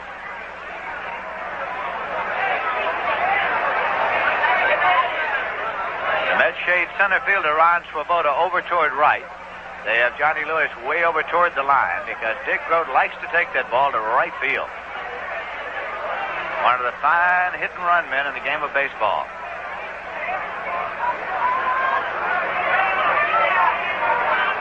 Cranepool holds against the runner, Ken Boyer.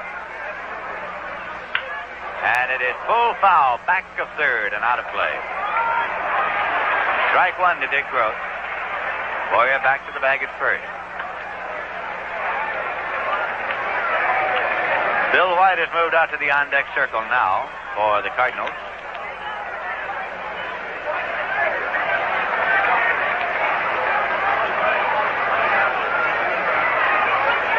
Spahn looks to Cannizzaro for a sign.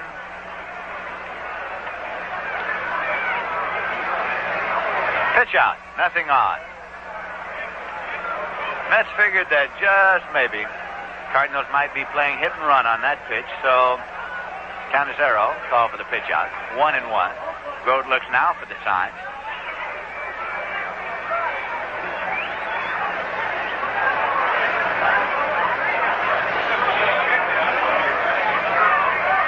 Boyer takes his lead at first.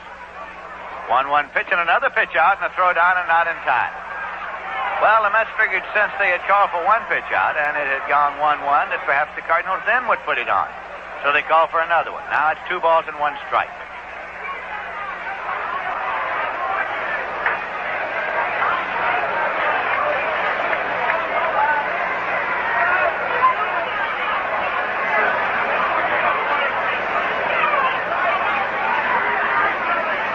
Delivery with the runner going. It's on now, and it's in the air down the right field on a foul ball, and Johnny Lewis can't get to it. A long strike. They were playing hit and run with Boyer going. It's a 2-2 count now to Grote.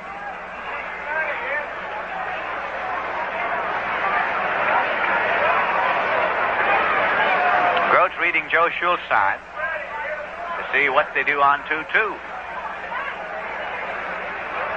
There's nobody out, and the Mets are leading here by a score of 1-0.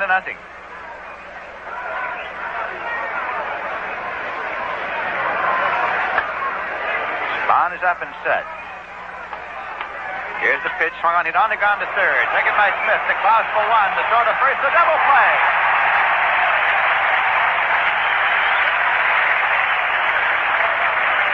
With the runner holding, Dick Grote hit a ground ball to third. Charlie Smith up with it, fired to Klaus, made the pivot on the peg on, and the Mets have pulled off their 23rd double play of this young season.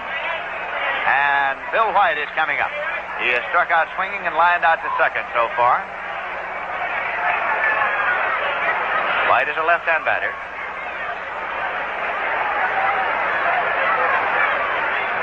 Ground ball hit to second base. Klaus is over up with it. He plays to Cranepool, and the side is out. No runs, no hits, no errors, none left, and the score at the end of 5.5 innings is the Mets 1, the Cardinals nothing. And now a word from Viceroy Cigarettes. Viceroy Viceroy's got the taste that's right. Not too strong and not too light. The taste that's right. You get the word? It's Viceroy, a cigarette that's specifically designed to taste the way you'd like a filter cigarette to taste. If you're a filter smoker, you've already discovered some brands taste too strong, as if they didn't even have a filter. And others taste too light. You know the kind. They never seem to satisfy your taste.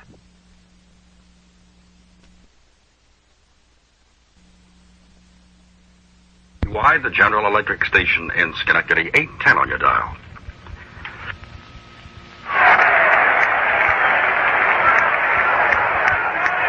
This is Lindsey Nelson with Bob Murphy and Ralph Kiner at Shea Stadium in New York. Charlie Smith's up, and the first pitch is off the outside corner for ball one. Charlie Smith batting number 2 in the batting order.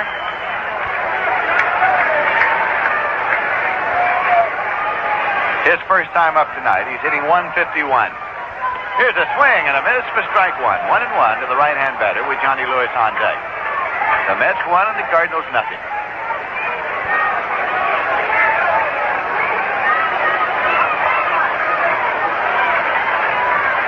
Bob Gibson with the 1-1 delivery. Swung on it on the ground to short. Taken deep by Grote. Long throw, and he beat it for a base hit.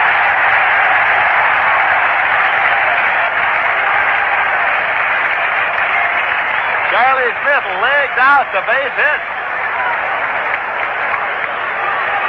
And is on at first with Johnny Lewis coming up.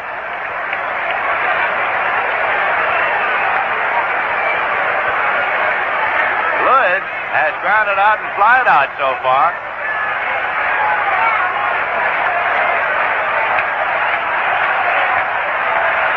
And the crowd comes alive here at Shea Stadium with the chant of "Let's go Mets." Lewis punts the ball down the third baseline, a foul ball as it falls off. Mets trying to get Smith on down to second with Joe Christopher waiting on deck.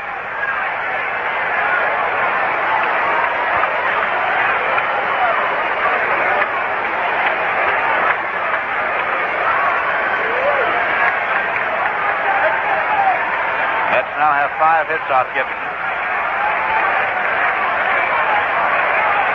All right-handers set. And the pitch to Johnny Lewis is swung on and missed for strike 2.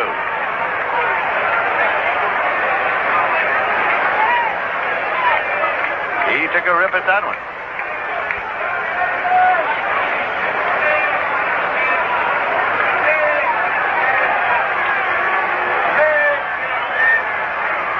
And the 2-strike delivery is lined in the right field for a base hit. Cannon comes up with it. Smith holds at second as the throw goes to second, and Lewis is on at first with a line shot to right. And the Mets have runners at first and second. Now nobody out, and Joe Christopher coming up.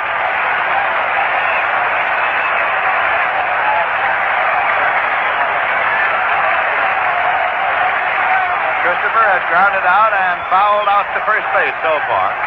He's reading down Hefner's side now to see if the Mets are going to try to sacrifice. The runners are. The Mets are leading in this game by a score of 1-0. And listen to that crowd.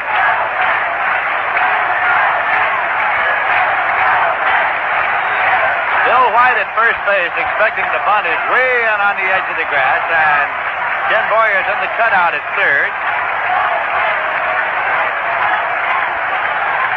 Here's the pitch, and the bunts and misses for strike 1. Joe Christopher questioning umpire Donatelli about the move he made with the bat and asking, was it in the strike zone? It's strike 1 to Christopher.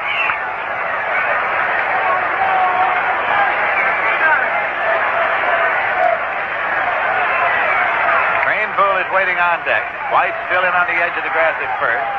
Here is the pitch, and it's low for a ball, so the count goes 1-1.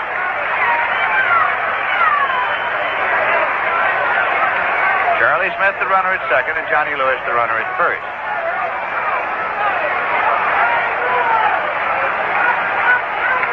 Gibson reading McCarver's sign.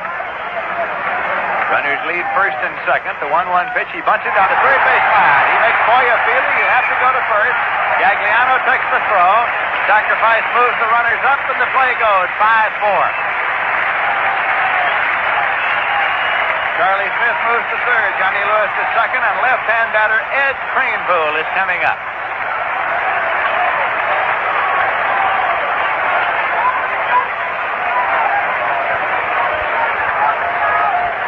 He's going to be intentionally walked with first base open, and Swoboda on deck. They're going to walk him intentionally. It's ball one.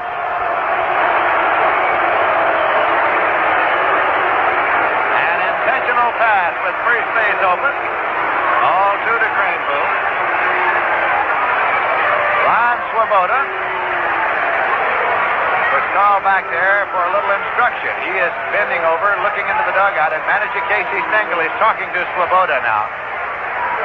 As ball four, and Cranepool goes to first. The bases are loaded with one man out. Now, Swoboda's been up twice, and the young fella has been struck out both times by hard-throwing Bob Gibson. But here he comes for another shot.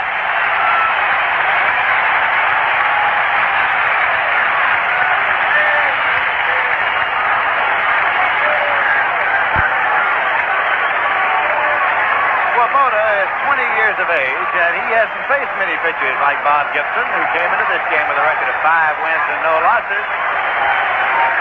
So let's see how he makes out this time. Here is the pitch. Swung on and missed. He gets that bat around there just in a hurry. Took the short, chopping stroke. It's strike one. McMillan is on deck. Max 2 for 2. Fastball right in there for a call. Strike 2. Gibson just bearing down and trying to overpower Ron Swoboda. Lots of motion, and the pitch is high in sight. 1-2.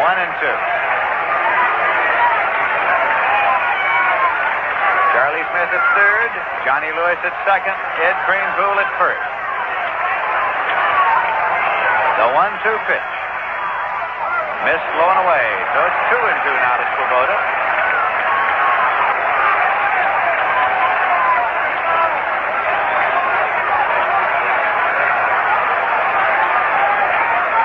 Gibson looks to McCarver. Here's a 2-2 pitch. Swung on and missed. He struck him out for the third time. McMillan, he's been up twice and had 2 base hits. 2 men out.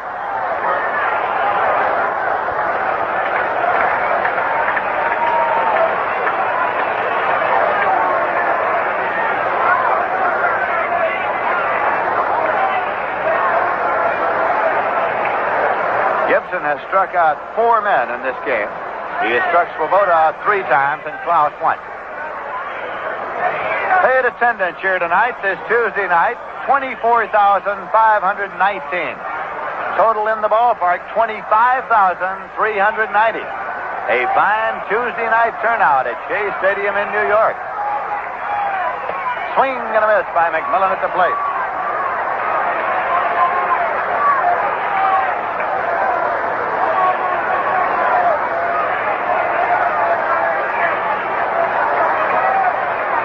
Runners leading at first, second, and third. The strike one delivery. Swung on and missed for strike 2. Bob Gibson bearing down here in the bottom of the 6th.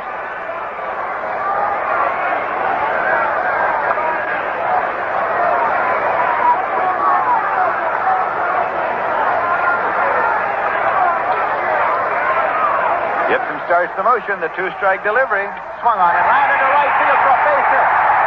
Charlie Smith scores. Johnny Lewis comes on to score. Cranepool is at third. And he is being held up. And McMillan is at second with a double. 2 runs batted in. It is the Mets 3 and the Cardinals nothing.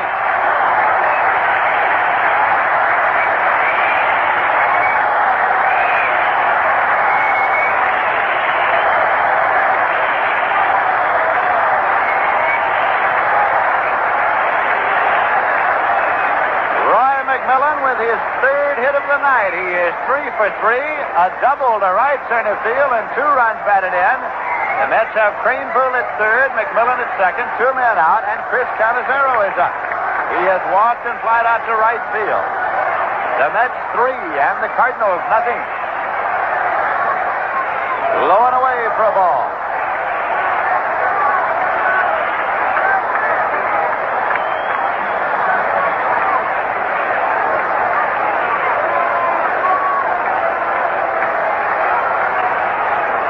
Gibson with the pitch.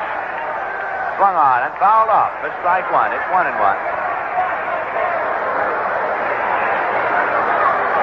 There is no action as yet in the Cardinal bullpen. The Mets have 3 runs on 7 hits.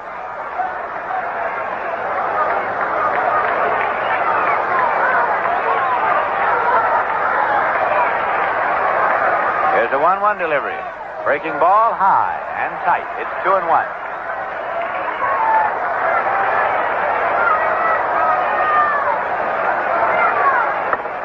Well, the old-timers say when you have a man who throws as hard as Gibson, all you got to do is just get some wood on that ball, and that's what McMillan's been doing tonight, and he's gone 3 for 3. 2-1 pitch. In there for a call strike. It's 2-2 to Canizero.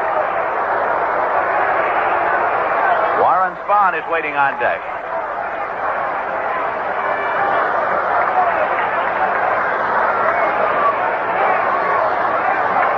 And the 2-2 delivery. Swung on and missed. He struck him out.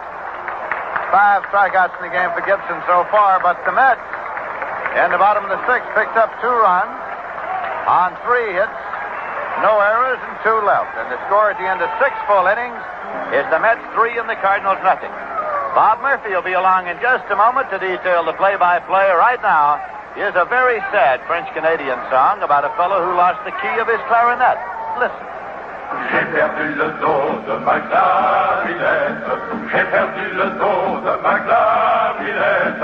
Ah, si papa, il savait ça.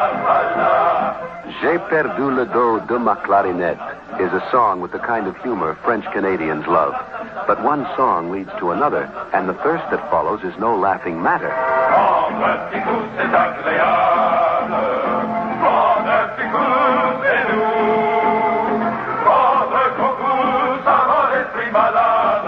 Prendre un petit coup is what they'll sing as they reach for a beer, probably Rheingold Extra Dry. In fact, in New York City, where there are more different kinds of people than in any other city in the world, more people drink Rheingold than any other beer. And Rheingold is going great in New Jersey, New England, and Pennsylvania, too. Why do French Canadians like Rheingold? We don't know, but we must be doing something right.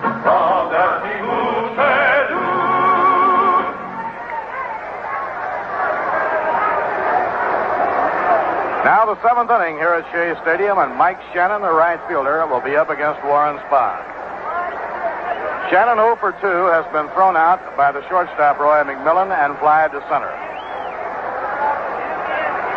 Rangy right-hand batter, feet wide apart. Warren Spahn starts him off with a breaking ball for a strike on the outside corner. Bottom third of the Cardinal batting order hitting in the 7th.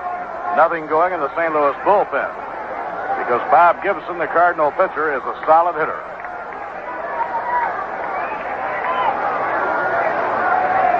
Now Spahn into his windup. Down comes his pitch. Outside and high. 1 ball, 1 strike.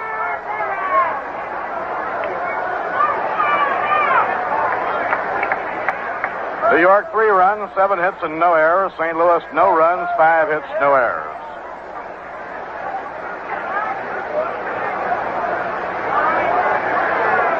Now the 1-1 delivery. Quite foul down the third base line, no play. Day game tomorrow at 2 p.m. Jack Fisher pitching against Kurt Simmons. The Mets will make their first trip to St. Louis when they close out this homestand. They will start their next road trip in Milwaukee, then spend the weekend in St. Louis, come back for a 2-night stop in Philadelphia, then return to Shea Stadium to meet the Cubs and the Pirates for the first time this year. Now Spahn takes his sign from Canizero. Here's the windup, the 1-2 delivery. A drive hit hard toward the alley in left center field. It'll be in for a base hit. Christopher running the ball down back on the track, and Shannon goes into second with a long double. Line drive hit up the alley by Mike Shannon for a long 2-base hit. That brings up Tim McCarver.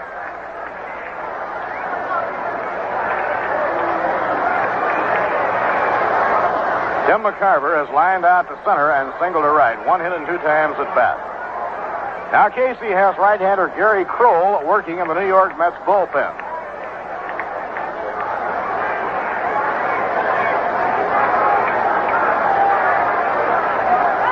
Nobody out. Mike Shannon leading off second.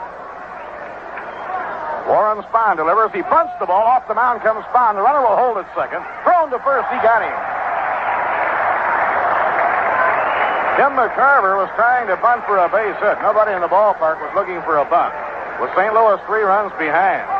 Fast fielding by Spahn, and he threw to first in time.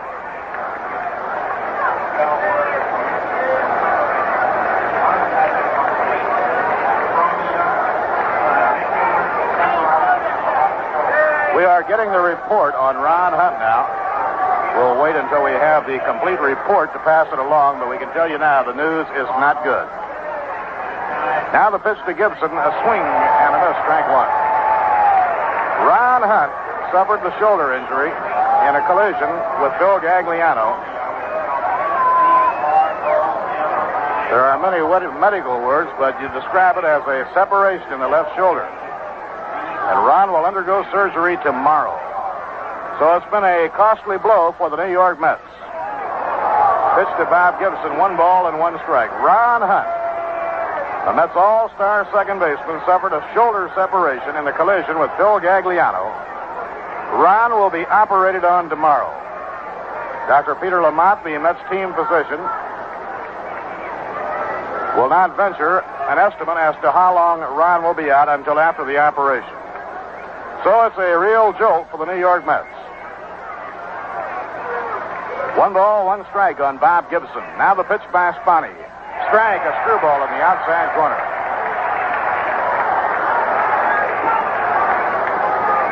It would probably be a conservative estimate, and we are doing nothing but guessing and predicating it on past injuries of a similar nature. I would guess Ron will be out for about 2 months. 1-2 delivery, a looping fly ball to short center. In comes Ron Swoboda. He's under it, and he makes the catch. Shannon holding on at second base, 2 men down.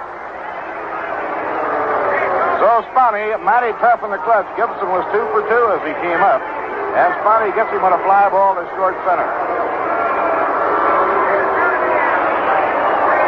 Now the hitter is Phil Gagliano, and the crowd's riding Gagliano a little bit as a result of his collision with Ron Hunt. Interference was called, and a run denied the St. Louis Cardinals. Gagliano certainly did not do it deliberately. Now the pitch on the way. Line drive, a base hit by Gagliano. Rounding third is Shannon. He'll come down the line to score. The play goes into second, and it's a 3-1 ball game. Bill Gagliano singling the left, scoring Mike Shannon. As a matter of fact, when Gagliano collided with Ron Hunt, the batter was Lou Brock, one of the fastest men in baseball. And that was just about the only way on that ground ball that the Cardinals could not have scored a run.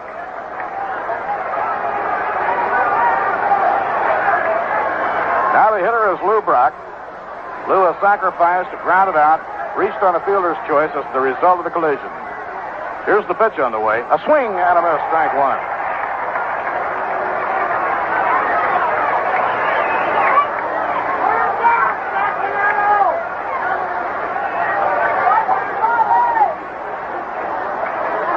Mets 3 and the Cardinals 1. We're in the top of the 7th inning. Now Spahn has his sign from Chris. Gagliano leading off first base.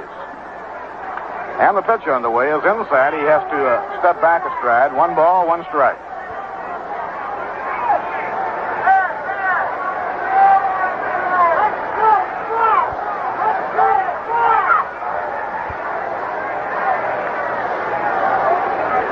One ball, 1 strike. Now the pitch on the way. A drive hit deep to right center field. This one is up and going. It is gone. A home run to tie the ball game.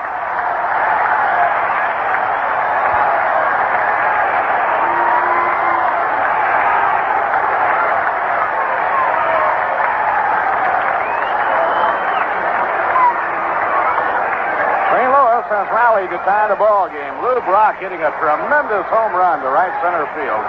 A climbing line drive over the wall in right center, his 3rd home run of the year, his 12th and 13th runs batted in. And The ball game is now tied 3-3. The batter is Kurt Flood, the center fielder. Spahn into his windup. Here's the pitch on the way, and it's over a strike on the outside corner. You know, midnight tonight is the cut-down date. The night, the hour that all the Major League ball clubs must reduce their squad to 25 men. Slow bounding ball hit the shortstop, charged by McMillan. He strides and throws in time. The side is out. But St. Louis, unloading the heavy artillery, ties the game in the seventh inning. 3 runs on a single, double, and home run. 3 runs, 3 hits, no errors, none left on.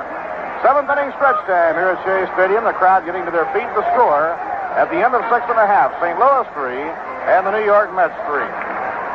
It's hard to imagine New York City without every kind of jazz from Dixieland to progressive. Fortunately, you don't have to. Listen.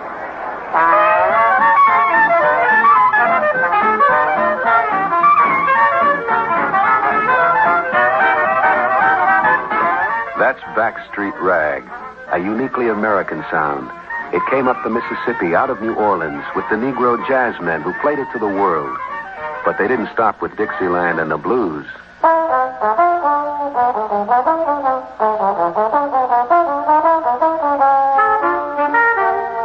Little David's Fugue by John Lewis is a new sound that's part of a new generation. But whether it's the old jazz or the new, it's thirsty work for the musicians. And when they put down their instruments, they'll pick up a cold beer, often Rheingold extra dry. In fact, in New York City, where there are more kinds of jazz than in any other city in the world, more people drink Rheingold than any other beer. Why do so many people like Rheingold? We don't know, but we must be doing something right. Warren Spahn leading off last half of the seventh inning, and he takes high, ball 1. We were mentioning earlier that the Major League teams must pair to 25 by midnight tonight. Here's the pitch on the way, inside and high. It's ball 2. The Mets, although the names have not been announced as yet, undoubtedly have made their decisions as we are close to midnight. The crippling injury to Ron Hunt, which probably will mean that Ron will have to go on the disabled list, now will cause the thinking to be altered. Ron, suffering a shoulder separation, will undergo surgery tomorrow. Fastball over, a call strike. It's 2-1. And I'm sure that Ron will be out of the lineup at least a month and probably longer. 2-1 delivery. Inside and high, it's ball 3. If a player is placed on the disabled list, he must remain there at least 30 days. The Mets have Kevin Collins on the disabled list right now. Kevin was operated on shortly after the season got underway. 3-1 the count. Here's the pitch by Gibson, a foul back into the screen and out of play. Now the word has been flashed on the message board in right center field to notify the big crowd of about 25,000 here at Shea that Ron Hunt has a complete separation of the left shoulder. His return to the lineup will be classified as indefinite. 3-2 on Spahn. Gibson's pitch. Ball 4. It's inside. And Spahn walks for the second time. He drew a key walk in the 5th inning.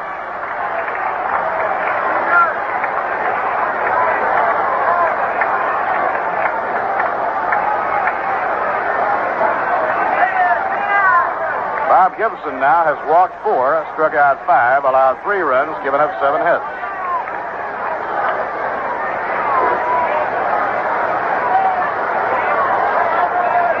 Now the batter is Bobby Klaus. Bobby's had a good night at the plate with a single and a double in 3 times at bat.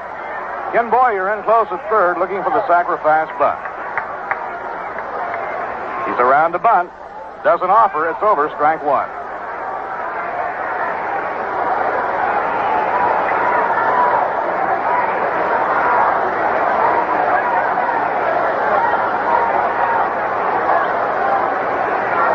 Charlie Smith, the on-deck batter, and then Johnny Lewis.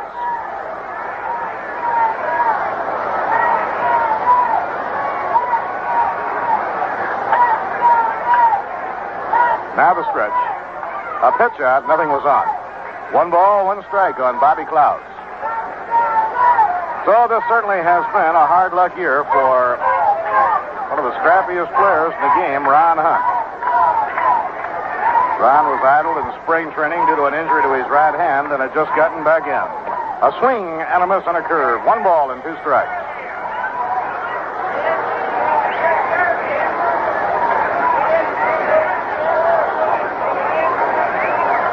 Real good ball game going here tonight between the Mets and the world champions, and it's tied 3-3. Gibson's pitch on the way. A swing and a miss. He struck him out. Bobby struck out by Gibson. That is his 6th strikeout of the game.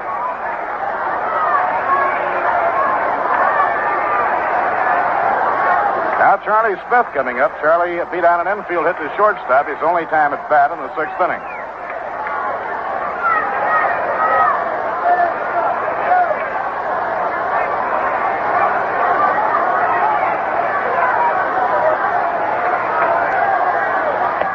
Fastball outside. 1 ball, no strikes. Charlie with good power. The Cardinal outfield rather deep and around toward left.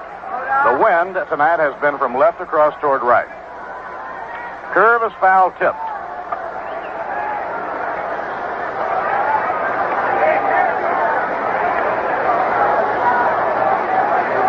One ball, 1 strike on Charlie with Johnny Lewis on deck and then Joe Christopher.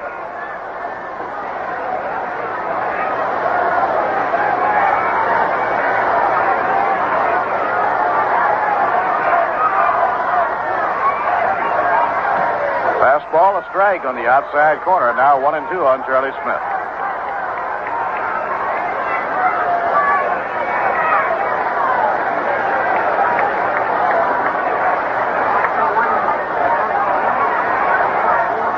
Bill White holds against Warren Spahn. The curve is over. Strike 3.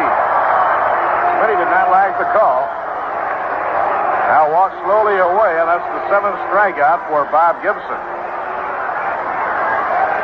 Gibson among the top 3 in strikeouts at the end of last season in the National League.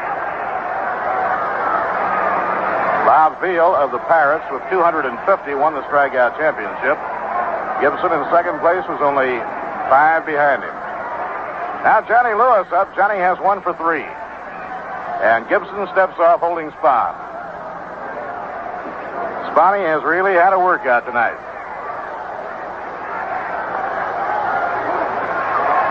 Swing and a miss, strike 1, and Johnny gave that one the big rip.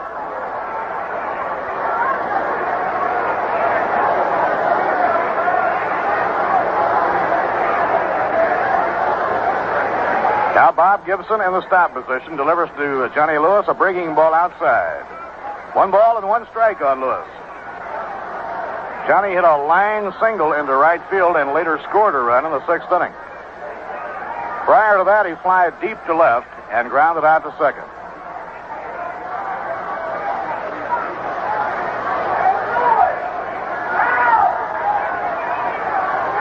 Now Johnny elects to step out.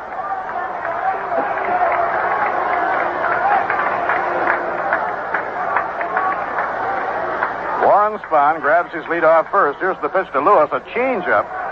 The off-speed pitch is down low, and the count goes to 2-1.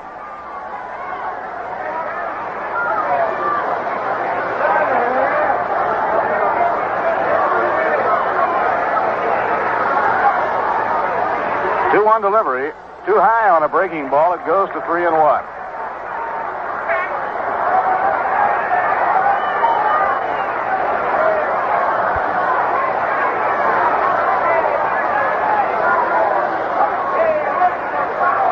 Now Johnny cocks the bat, the 3-1 pitch. Too high, ball 4, and the Mets have 2 men on. Joe Christopher coming up.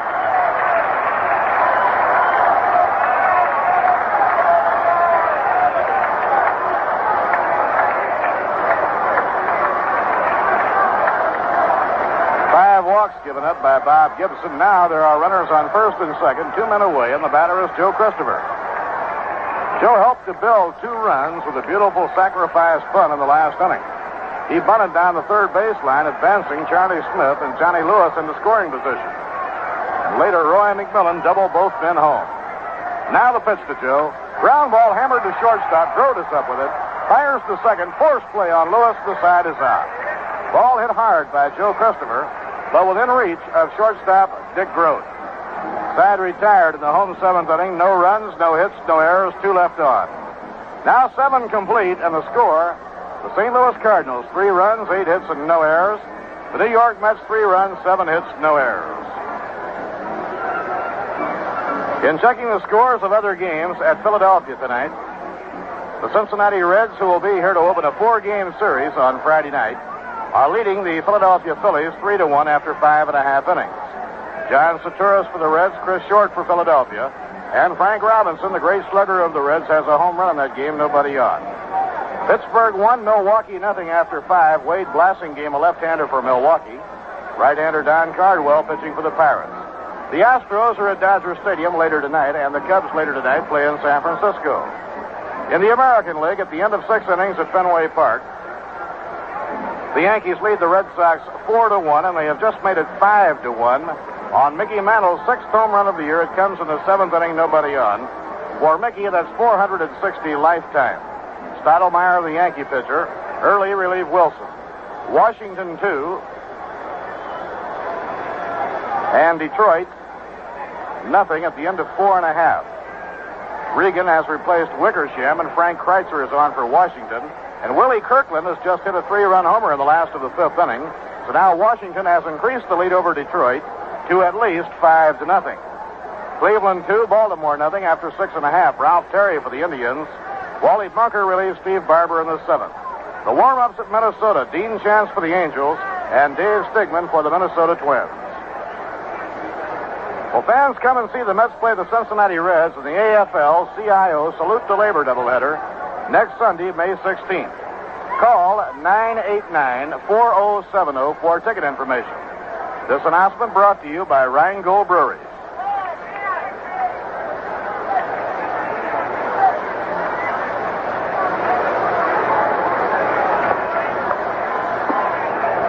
Kenny Boyer up against Warren Spahn in the 8th inning. And the screwball is outside, 1 ball and no strikes. Boyer has been struck out, fly to center, and reached on a walk, nothing for 2.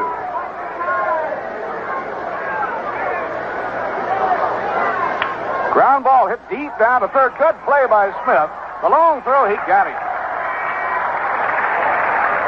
Fine play by Charlie Smith. He had to play the offbeat hop, kind of bending in the middle to grab it about belt high, and then righten himself and make a long throw.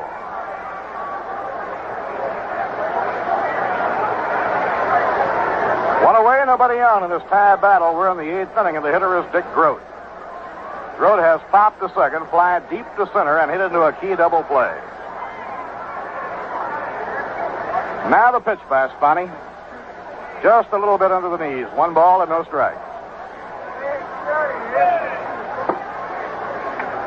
Ball game now in the closing stages, and both managers, Red Shandist and Casey Stengel, have their bullpens working.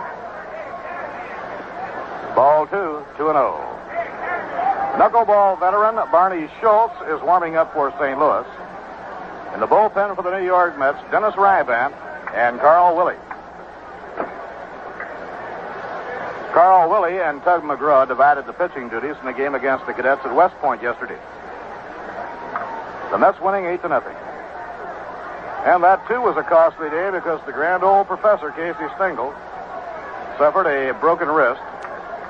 And he'll have his right wrist in a cast from his thumb up to his elbow for probably 5 or 6 weeks.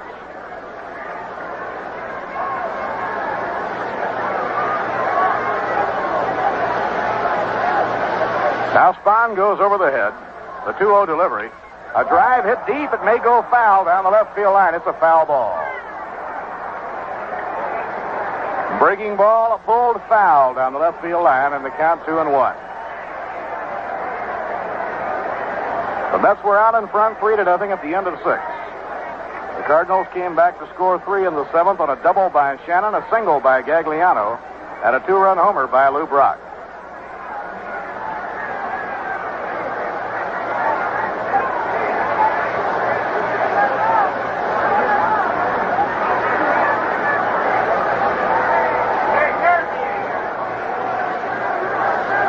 One out and nobody on. 2-1 delivery. It's over at the knees for a strike. 2 balls and 2 strikes. Spahn has won 2 and lost 2. Both of his victories on the West Coast were one-run wins. Outside, the screwball just missing, and the count goes full, 3-2.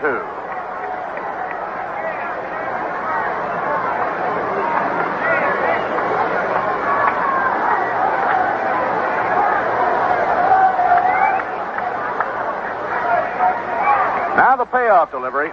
Line down the right field line, and it's a fair ball. Going into the corner now for an extra base hit.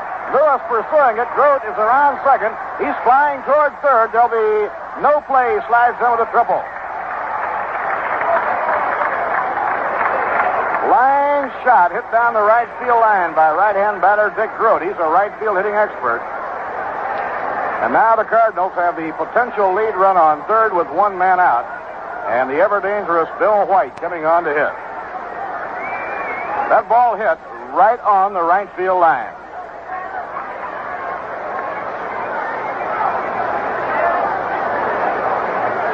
Now the Mets will have to bring the infield in to try and cut off the run.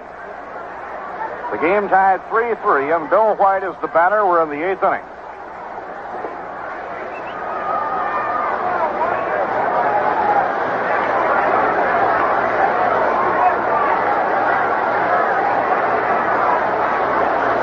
Bill White has been struck out, lined out to second, and grounded out to second. The infield camped tight on the edge of the infield grass. Now Warren Spahn is into his windup. The pitch to White. Missed the inside corner. He started him off with a fastball. 1 ball and no strikes.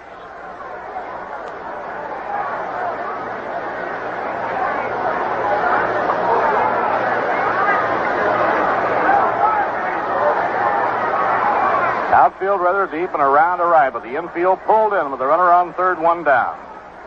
Low and inside, it's ball 2. 2 balls with no strikes on White.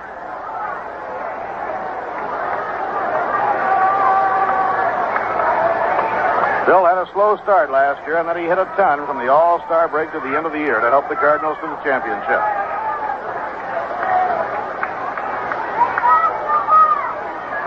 Spahn eyes the runner at third, the 2-0 pitch.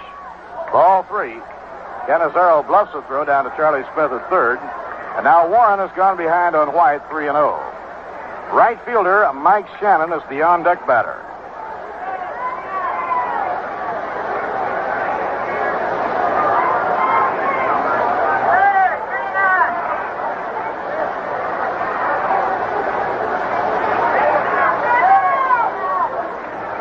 Warren out of his windup, 3-0 delivery, ball 4. And he walks White on 4 pitches.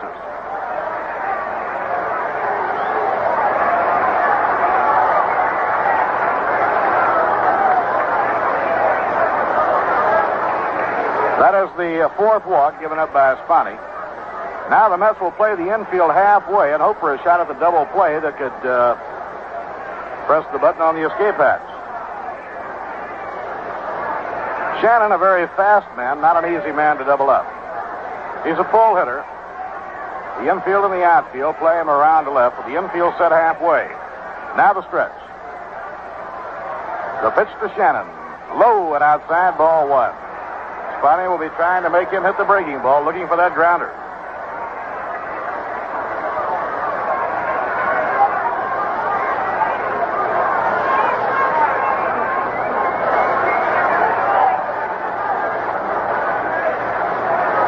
Mike Shannon started the Cardinals.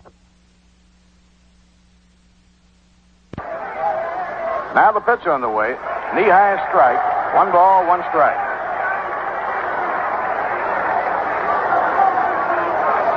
Dick Grote is on third base. Bill White on first, 1 man out. Bobby Klaus shaded towards second. Against Shannon, the pull hitter, and Roy McMillan playing a stride over toward the hole on the left side of the diamond.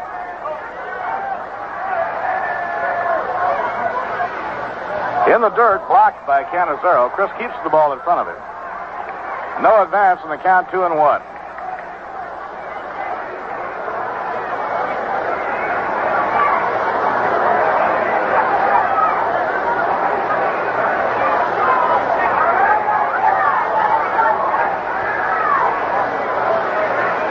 crucial moment right here for the New York Mets. Runners at first and third, one out. Shannon the batter. McCarver is on deck. Now Spahn comes into the set position. Delivers 2-1. Down low, it's ball 3. Spahn is not wild. He is just going all out to make the batter hit a breaking ball right down around the knees as he looks for that double play ball.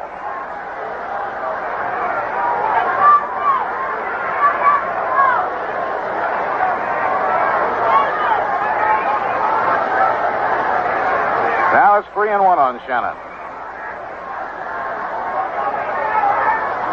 The runners take a lead. 3-1 pitch. Ball 4, that loads them up. The bases are loaded, and Tim McCarver is coming up. 5 walks in the game tonight by Spahn, and that is an unusual number of walks for him in a ball game.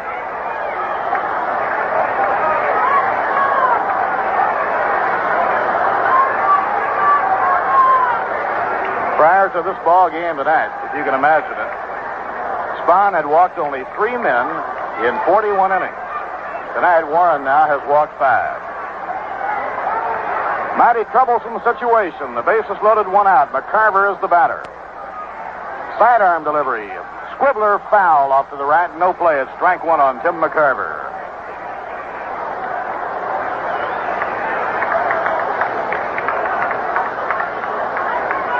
Dick Grote is on third. Bill White on second. Mike Shannon on first.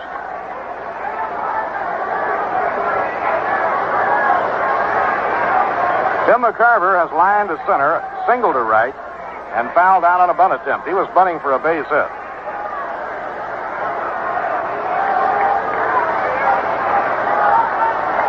Now Spahn looks the runner Grote back to third. Down comes his pitch. A slow ground ball on the right side of the diamond. The only play will be at first, a run scores. Ball was not hit sharply enough to give the Mets a chance for a double play to bail out of it. So Grote comes in to score. The Cardinals are out in front 4-3. Tim McCarver is thrown out by Bobby Klaus. So Spahn got the batter to do what he wanted him to do, hit the ball on the ground, but it was not hit hard enough to give the Mets a shot at the double play. A run batted in for Tim McCarver. And a dangerous hitter, the Cardinal pitcher, Bob Gibson, is up. He has 2 for 3. Runners on second and third. Swing and a miss, strike 1.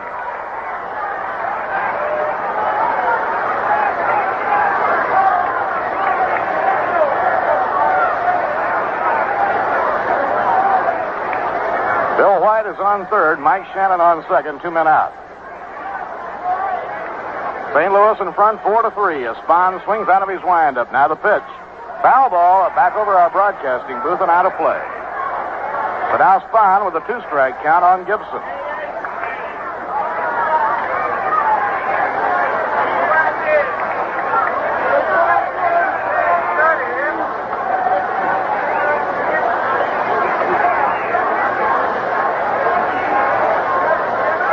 Spahn trying to work out of it.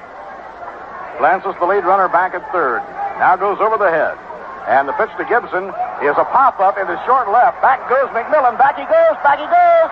Oh, what a catch. He's got it. He topples over, but he holds on to it.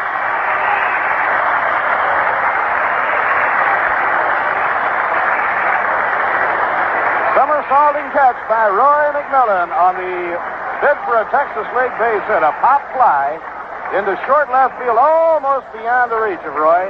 And after a long run, he lunged, he grabbed, he somersaulted, he held on to it, and the side is out. 1 run, 1 hit. That was a triple by Dick Grote with 1 man out. No errors and 2 left on. And the score at the end of 7.5 innings, the St. Louis Cardinals 4 and the New York Mets 3. And now it's time for another unusual fact from the Viceroy Hall of Records. You know, the way managers shuffle their lineups in modern baseball, here's a record we think will stand for a long, long time. When Connie Mack was managing the Philadelphia A's, they played 2 complete World Series using only 9 men in each ball game. Not even a relief pitcher. Connie went with his best, and he needed no substitutes. And in the Filter Cigarette League, you'll never want a substitute for Viceroy. Because Viceroy is specifically designed to taste the way you'd like a filter cigarette to taste. Not too strong like some brands that taste as if they didn't have a filter. And not too light like some others. You know the kind. They just don't seem to satisfy your taste. But when you line up a Viceroy, you get the filter cigarette that's not too strong, not too light.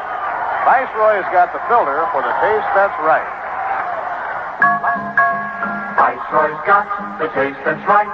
Not too strong and not too light. The taste that's right.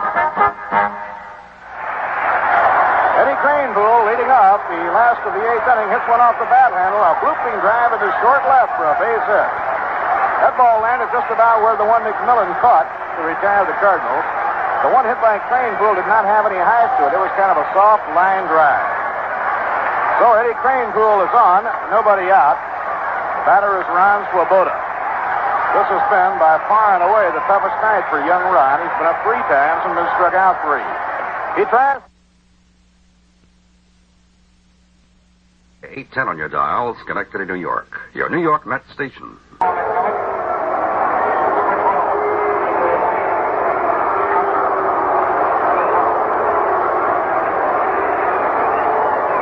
Now the Mets are run behind and needing a long ball have Jesse Gonter batting for Roy McMillan. Mac had 3 for 3 and had driven 2 runs in, but it's percentage baseball against the fireballing right-hander. And so Casey has Jesse Gonter, who can hit one out of a ballpark, stepping in against Gibson. Barney Schultz and Ron Taylor are warming up for St. Louis. Denny Ryban for the Mets. Curve is low. 1 ball and no strikes.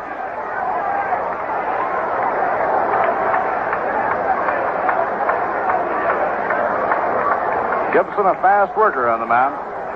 Cranebowl a short lead off first. Curve is high. Ball 2. It's 2-0 on Jesse Gonter. Tonight, the first time that young Ron Swoboda has really been overpowered. He's not the first hitter by any means to be overpowered by Bob Gibson, who was second in the National League in strikeouts last year.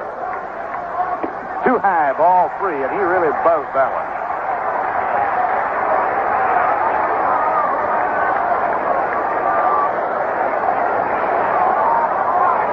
Jim Hickman coming out on deck to hit for Chris Canizero. Now let's see how the Mets play it. It's 3-0 on Jesse Gonter. The Mets are 1 behind. Now the pitch. Down the middle he was taking, and the count is 3-1.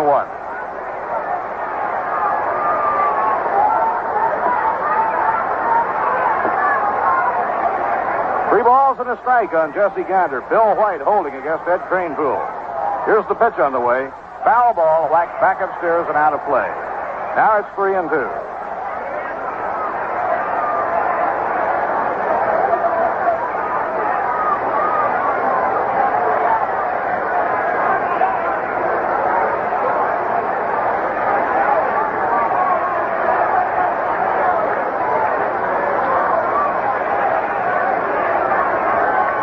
On Jesse Gonter.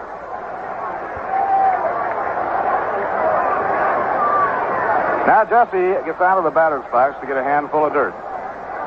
Break a little bit of the tension here with New York 1 behind, bottom half of the 8th inning. Gibson stretching. Here's the pitch. Ball 4. The breaking ball misses. Now the tying run goes over to second, Eddie Cranebowl. Gonter goes down to first, and Jim Hickman is coming up to bat for Chris Canizero.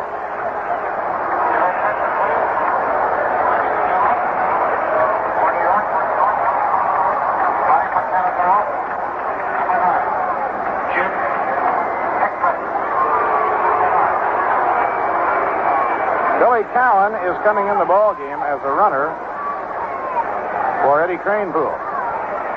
So Billy Cowan, who can really fly, checks in to run for Eddie Cranebowl. He represents the tying run at second base. And Bob Gibson wants to talk this over with Dick Groat. Danny Murtaugh always said when he was managing the Pirates that having Dick Groat on the field was like having a manager on the diamond. Jim Hickman is batting for Chris Canizero. This has been a ball game in which Gibson has had great stuff, but he has had to battle his control. He has walked 6, but has struck out 8 men. Mets trailing 4-3. Runners on first and second, one out. Gibson a flamethrower. Hickman a good fastball hitter. Now the pitch on the way. Grounded foul in behind Don Hefner on the lines at third.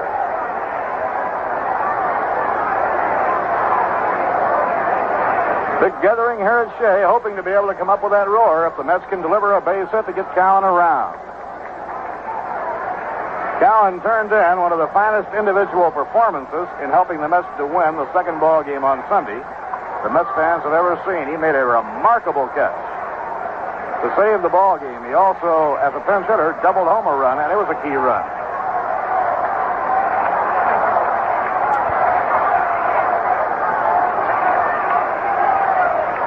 The runners take a short lead. The pitch to Hickman. Outside and low, McCarver digs it out of the dirt. 1 ball, 1 strike.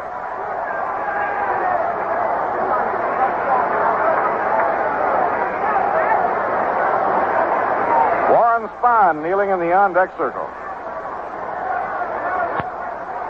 The Mets will have a revised lineup of the 9th inning. Fastball over a blazer, and the count 1 ball and 2 strikes.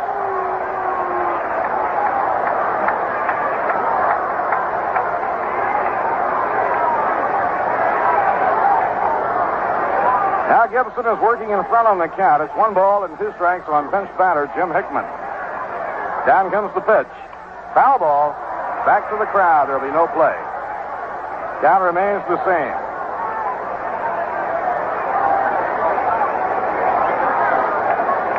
Well, it seems the Mets have had just one exciting 1-run ball game right after another.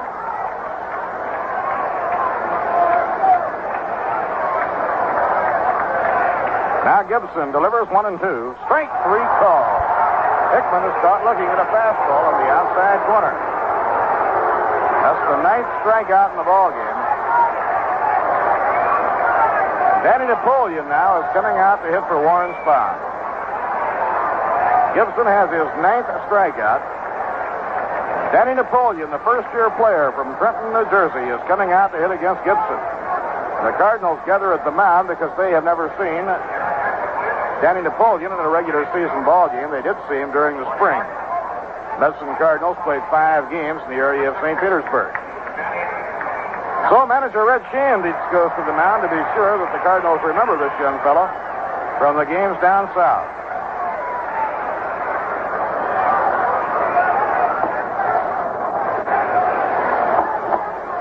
Casey now sending up his 3rd straight pinch hitter. And Red Shandich is motioning to Shannon, the right fielder, and he wants him to play him a little more toward right center.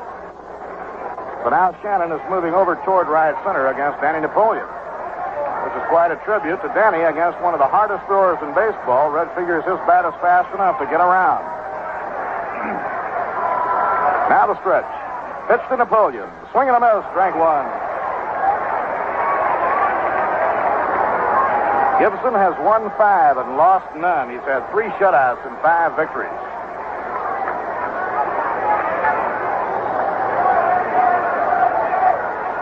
Here's the pitch on the way. It's right in there at the knees for a called strike.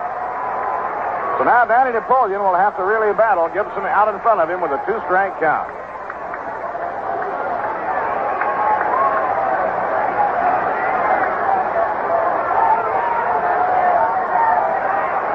Mets have played 25 games, 11 of their 25 decided by 1 run. Foul ball wafted back up toward the mezzanine section. No play. The count remains strike 2 on Danny Napoleon.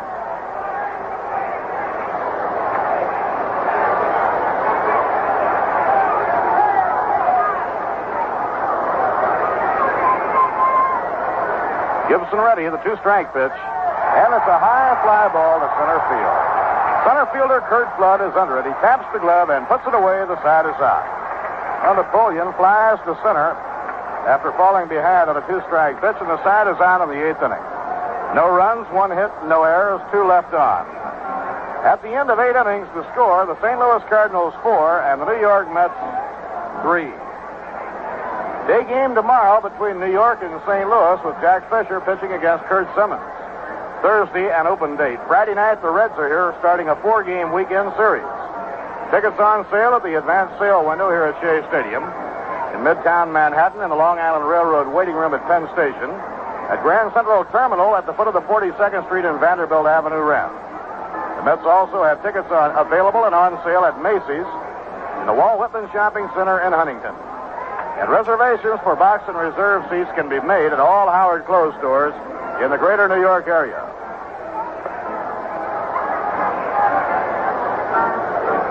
Now Wes Westrom bringing the revised lineup out to the home plate umpire, Augie Donatelli.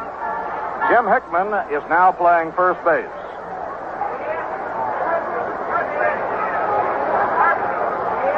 Catcher has not appeared as yet. Bobby Klaus remains at second.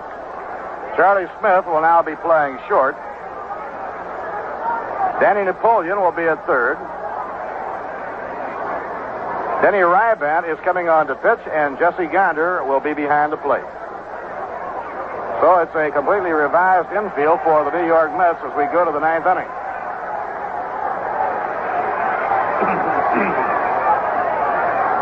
Warren Spahn leaving the ball game for a pinch hitter after 8 innings. Another solid effort by Warren Spahn. Spahny's control not nearly as sharp tonight as it has been in each of his previous outings. But he really had the grit and determination and stayed with it all the way. It was a ball game in which Spahny had to scramble because the ball wasn't going exactly where he wanted it to, but he turned in still, even without his good control. Another fine pitching performance. Spahny had walked only 3 men in 41 innings prior to tonight, but in tonight's ball game, he walked 5 in 8 innings. Number 12, Jesse Gonder. Number 12. Now playing first base for the Mets. Batting 8, number 9, Jim Hickman. Denny Rybant is the new pitcher. They're in the last of the 7th inning in Philadelphia. The Reds lead the Phillies 3-1 in the duel between John Saturis and Chris Short. Pittsburgh leading Milwaukee 3-2 as they go to the 7th inning. McBean has relieved Cardwell. Blasting game for Milwaukee. Houston plays at Los Angeles. The Cubs are at San Francisco. They're in the last of the 8th inning at Fenway Park. The Yankees lead the Red Sox 5-3 behind Stottlemyre. Bill Gagliano leading off as we go to the 9th inning, and Rybant's first pitch is over, strike 1. Denny has won 1 and lost 1 and has been very impressive as a late inning man. Low outside, 1 ball, 1 strike. He saved a victory for the Mets and Jack Fisher in the opener of the Milwaukee series. And he turned in a solid performance to get credit for an official save and a victory at San Francisco.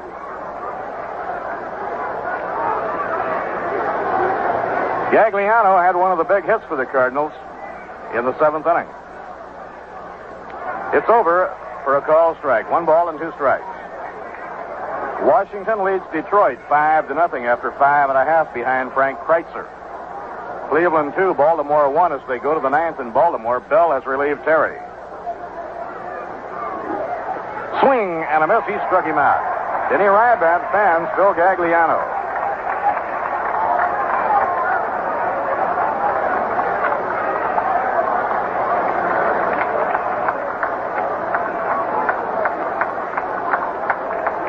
One out and nobody on, and that brings up Lou Brock.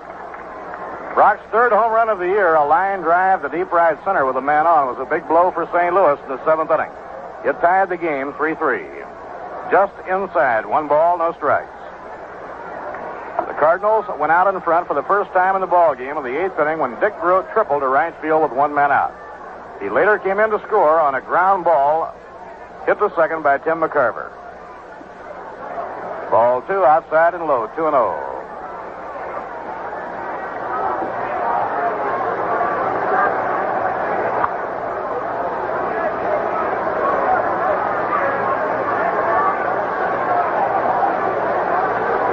Rybant into his windup. Down comes his pitch. A grounder hit hard down to first. Grabbed by Hickman. He takes it himself. Ball hit sharply, but right at Jim Hickman. Jim grabbed it on a big hop, stepped on the bag. 2 men down. Well, Casey and his coaches and the executive branch will all have to get together after tonight's ball game. revised their thinking as a result of the costly injury to Ron Hunt. Ron, in a collision with Gagliano, suffered a shoulder separation and will be operated on tomorrow. Right in for a call strike to Curt Flood. Midnight tonight is the cut down for all the Major League ball clubs. They have to be down to 25. Low and outside, 1 ball, 1 strike. Ron will undoubtedly have to go on the disabled list. When a player goes on, he must remain for 30 days, but Ron must undergo surgery, so it's safe to say he'll be out at least 30 days. We hope it won't be too much more than that, but an injury like that, probably a couple of months.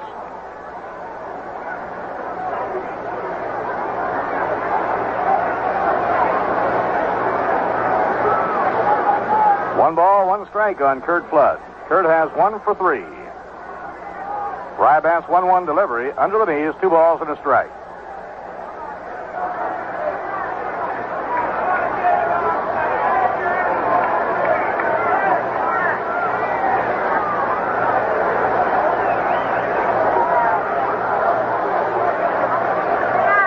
Now Denny swings out of his windup. The pitch on the way is popped up. He hit him off the fist with a real good pitch. Under the ball is Danny Napoleon. He has it. The side is out. Denny coming in toward the mound to take the pop-up. And Denny Rybank gets the Redbirds. 1, 2, 3. No runs, no hits, no errors, and none left on. And we'll be going to the bottom of the ninth. New York a run behind. At the end of 8.5, it's the Cardinals 4 and the Mets 3. If you're wondering what kind of a song goes with Sorpresite and Salchichi, listen to this.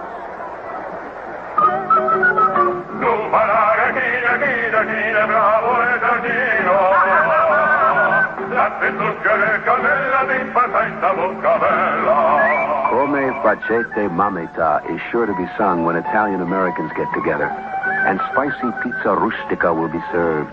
The inevitable result is a fiery thirst. Osteria numero 1. Come te non c'è nessuno. Bonzi va. Sempre birra noi berremo. E il coro canteremo. La mia meglio.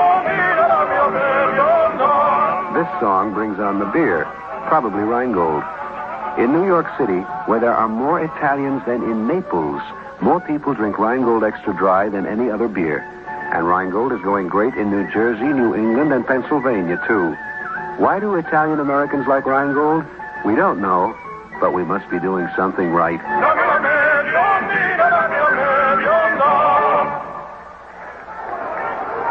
Bottom half of the 9th inning, the Mets will have Bobby Klaus, Charlie Smith, Johnny Lewis coming up against Bob Gibson. The right-hander winds, pitches. Check swing, and it's outside. 1 ball and no strikes. Good ball game for Bobby. He has a single and a double, 2 for 4, and an RBI.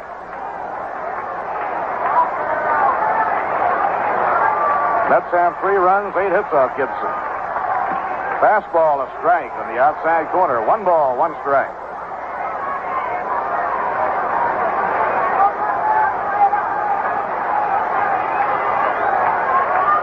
Delivery. Foul ball back into the screen. Now it's 1 and 2. Dal Maxville is now playing second. He relieves. Phil Gagliano has a defensive move on the part of Red Shandis.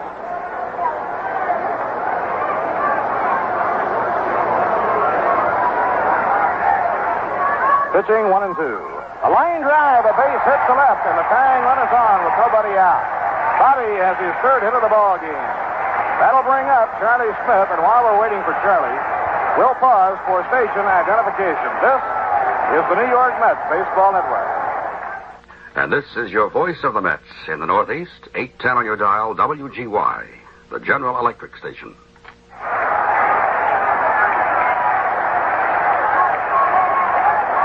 Bob Murphy with Lindsey Nelson and Ralph Kiner. The Mets have the tying run on. Nobody out. Charlie Smith is up. Boyer in close looking for the bunt. Now the pitch. Bunted back toward the mound. Gibson up with it. And the play goes to first base in time. He started to go to second. And at the last moment, he held his arm up in midair. He was almost turning it loose. And then decided to go to first base and not take the chance. So now the Mets will have Johnny Lewis and Joe Christopher to try and get that tying run home. Bunt play going from Gibson to Maxwell, who covered at first. Johnny Lewis has one hit, a single, and 3 times at bat has drawn a walk.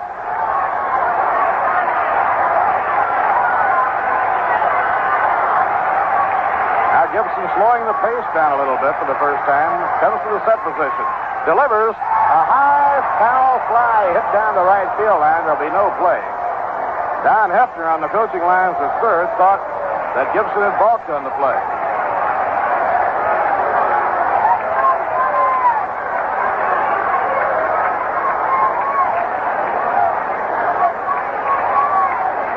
Now we wait for a moment as Billy Cowan hustles out to the bullpen to help out. Billy has already been used in the ball game. He came in as a pinch runner.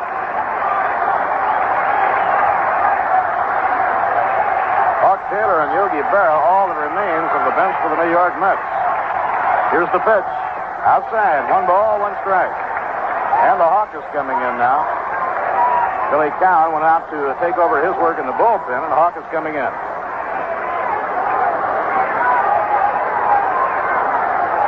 Denny Ryban has Cranepool's spot in the batting order. A ground ball hit toward the middle, racing toward the third. He comes up, throws, not in time. Runners on first and third.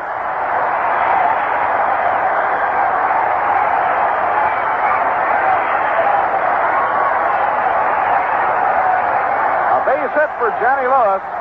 He hit a ground ball right up the middle. It wasn't stung. It wasn't hit too hard. And Grote, after a long gallop to his glove side, came up with it. He had to throw off balance and try and get something on it. The throw was not nearly in time.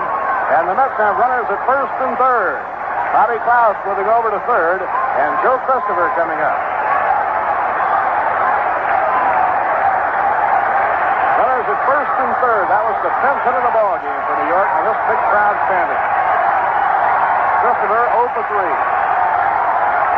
Klaus, the lead runner. He's the tying run at third. 1 man down. The infield set for 2. Inside, ball 1. Ron Taylor, a right-hander. Steve Carlton, a left-hander, warming for St. Louis. Mets getting their bullpen ready now because Denny Ryban is due up next. And Jim Bethke is warming up. Gibson in the set position. Delivers.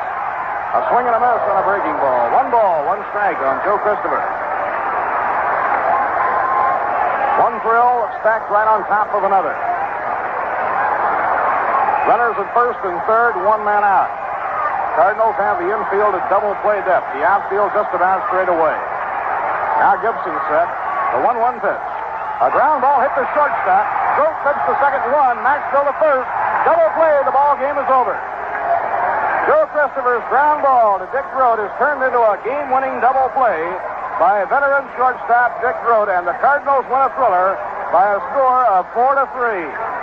Bob Gibson weathering the storm and going all the way to win his 6th ball game without a loss.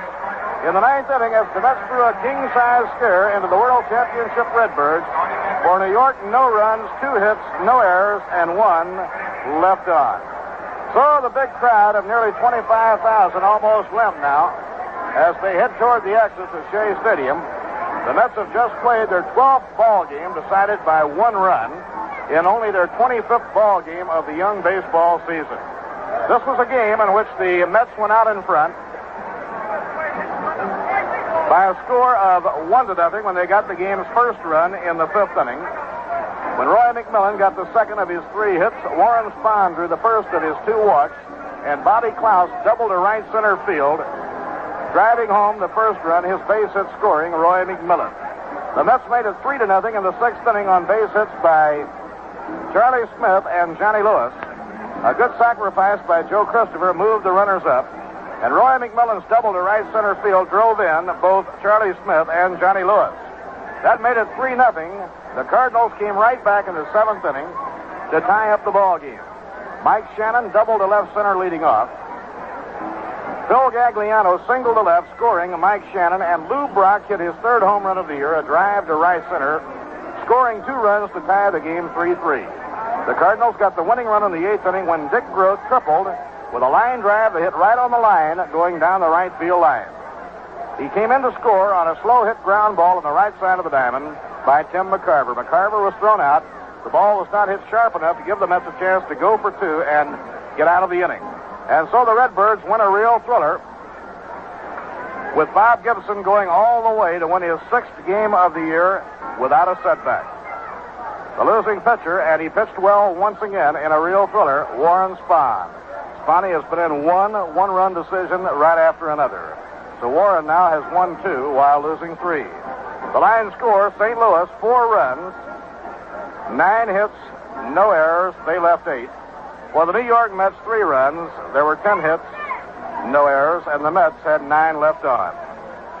Batting stars for the St. Louis Cardinals. Phil Gagliano singled in their first run. Lou Brock hit a 2-run homer to tie it, and McCarver's ground ball scored Dick Grote, who had set it up with his line triple to right field with the winning run in the top of the 8th inning. Tomorrow, game time, 2 o'clock here at Shea Stadium. For the Mets, Jack Fisher on the mound.